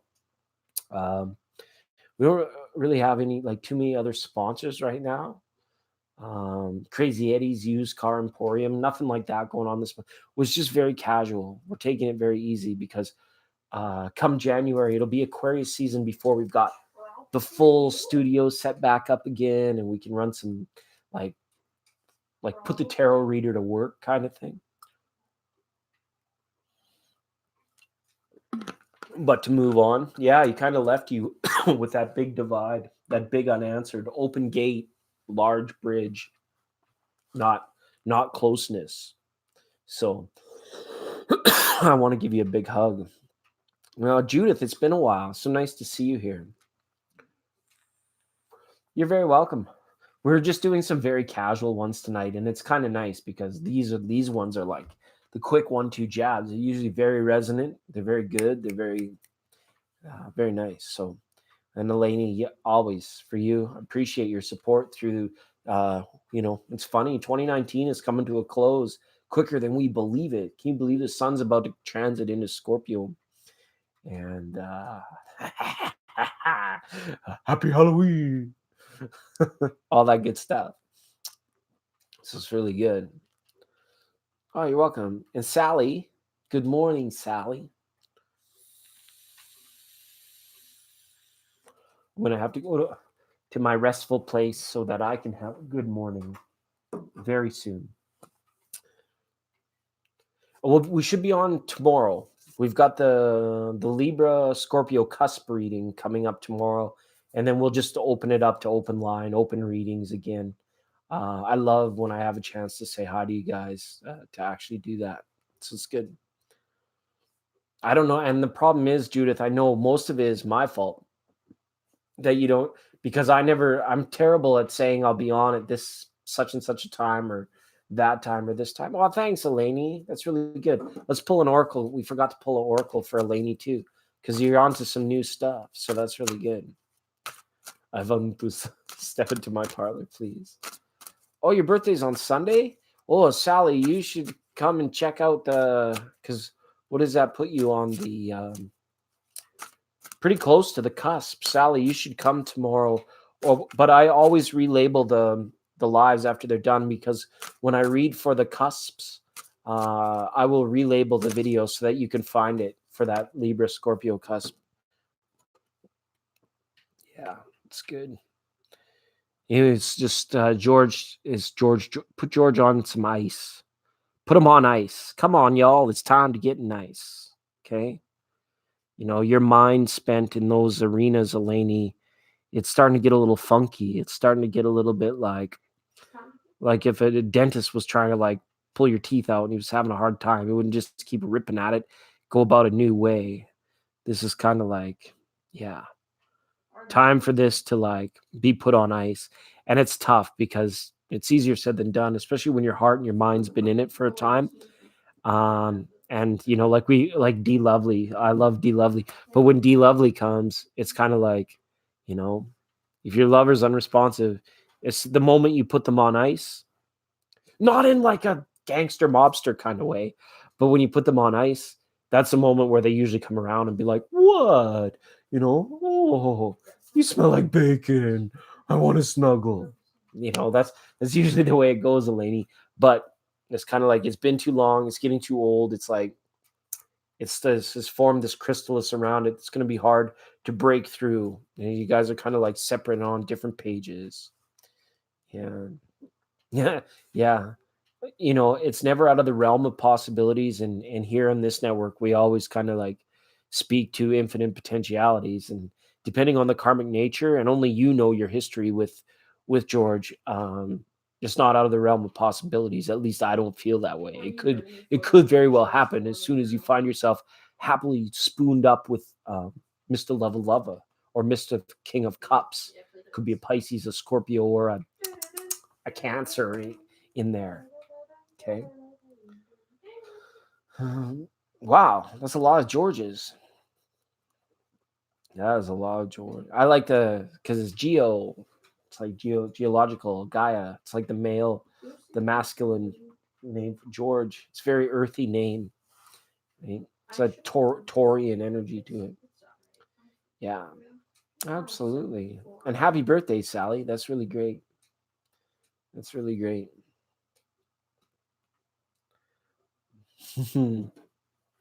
It is. It kind of feels like it's got that old familiar feel to it. The name George, Yeah, I know. Jorge, George, right? You're welcome, Elaney. Appreciate you. Okay, Judith. I'm gonna pull an oracle card for Judith and one for Sally. Then probably gonna call it a night. Yeah. That's how it goes. We start saying goodnight, and then more people come, and they're like, "We're here." Okay. Judith, 103.8, the bear. Yes. I love this card. It's the animal kingdom. It's kind of like we are really like the only species that's out. Like this is about your human nature, Judith. You got to remember, like we are really like kind of these. We always talk about vibrating or increasing our vibration, but compared to the animal kingdom, it's like if like a fly or mosquito or a spider lands on us, we like feel it instantly. We're like, oh my god, get it off. We're very sensitive and hypersensitive. So sometimes, things like words, you got to be careful right now of stresses coming in. I feel from other people, from your work life, your practical living, and levels of sensitivity. Maybe you're dealing with other people that are overly sensitive, or maybe you yourself have kind of like needed to put on a bit of a thicker skin so that you're not letting other people's BS um, get you off your game or get you feeling unnerved at this time, Judith. Resort to your animalistic, your innate nature, knowing that you're a high frequency being, knowing that you're a being of light and love. Um, you know, you gotta. It's because you've come out of the darkness. We where were we before we were born, right? It's all this sort of stuff. It's the rhythm of nature. So there's something asking you to put on a thick skin or put on One of the best a things. more practical defense to what's going on around you. Okay. And Sally, you've drawn the same card as Ange had, the card of personal power. Stay on your game. Stay very alert over the next little bit, Sally. Like I said, this Libra Scorpio cusp is known as like the cusp of realism or the cusp of reality, but it's actually intrinsically and ironically enough an incredibly psychic time. And people that are born close to this transit, they may find that like their psychic abilities are off the charts, but it's like if you're not paying attention to it, it just goes on its own. And then the moment you're aware of it, you're quickly attuned to it and you're like ready to pounce and you can, and you have these abilities, but sometimes you have to like work yourself up or through the power of like even like affirmation, just tell yourself I'm unbeatable, I'm unforgettable. Um, you know, you can't undo me. I'm unstoppable, all that kind of stuff. Okay. Sometimes you just got to be your own coach in that way to be like, nah, no, it's me. I'm there. I've got it. I can do this. Right. That sort of thing. You got to pump your own tires sometimes. We can't always be waiting for like, or worry or wonder like if anybody else cares or if anybody else is going to do it, because like at the end of the day, who cares if they do or not?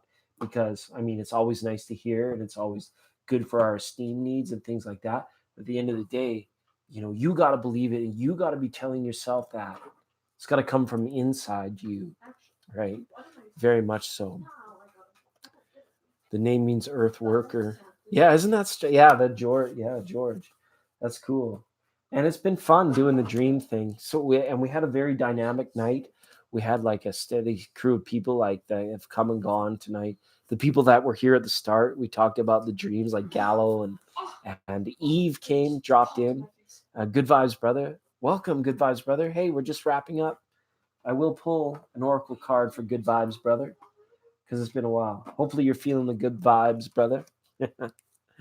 It's been a good minute. Yeah, for sure. Hope all is well. Hope your weekend is going well. Good vibes. I won't leave you out empty handed for saying hi, okay? But it's going to be quick on the deal. It's going to be quick on the throw because we're about to bounce out of here for the night. All right, nice. Good vibes, brother. You pulled the card of retreat here. and this is okay. This is a time for you to like feel established, check the bottom line, check the capabilities, the limits, right? You might have recently tested the limits on some things, and it's time now to go back. You might be looking at like reformulating ideas, plans of actions, things of this nature. You're like getting your ducks in a row before any forward action is taken. You're just like resting and relaxing into it. And don't feel guilty about extra rest time. You take it if you need it. It is the key to like us feeling our best and being at the top of our game is directly connected with the ability of rest. We talked to other people about that tonight. Don't worry about the sleep. It's the rest that's important. And if that sometimes just means like calming the mind down, um, and getting into the space in between thoughts and going for the ideal goal of no thought. But you can still be like fully aware and conscious, but your mind and your body can be at complete rest. Actually, leave you feeling better in the morning. Good vibes. I just threw out a meditation video that you can try if you like. It'll be the last one before this. It's like a happiness, like centering meditation. If you want to try a guided meditation, I just published one, and hopefully it helps whoever checks it out. Some people will already be there, but it can definitely uh, get you feeling maybe some of the things that you didn't think about, or that can get you away from the things that you think about too much. Okay. Hi, Sunita. Welcome. Sunita, you caught us right at the end. Please come by tomorrow night, everybody. It's going to be like around this later hour. Um, me and my favorite guy, we're going to see a football game. So that should be a lot of fun. So I won't be in until late, but it is the time for the Libra Scorpio cusp reading, and we look forward to doing that one. Okay, yeah, check it out. Put us on. Don't even have to watch it. It's just a bunch of like pictures that go by while I read out the sutras, and you can just like turn it on a low volume and just listen to the words. You don't even have to think about them. Don't think about what they mean. Don't analyze the words. Just let them soak in and focus on your breathing. And that's kind of like how when I created like published that little thing, it was my intention to do it. So big shout out to all the amazing people, Steve, Christina, Chanel and Nicole, Tati Torres Tarot, Robin's Realms Readings, Suruchi Lee, found me over there. For everybody that we did readings for, and for everybody that shared their dream with us tonight, it's been an absolute pleasure to be here in a very like laid back, calm. I've kind of like had the reins on a little bit lately. It's been fun, and take this time to just like you know in between thoughts, the silences. So yeah, Gazelle Daily Tarot. Thanks so much for being here. Hopefully, you and Robbins can get in touch. I feel there's a lot of awesomeness about to go down there. So it'd be really good. B, that's the word I was looking for. B. All right. Good night, everyone. Appreciate that. We'll see you all again very soon.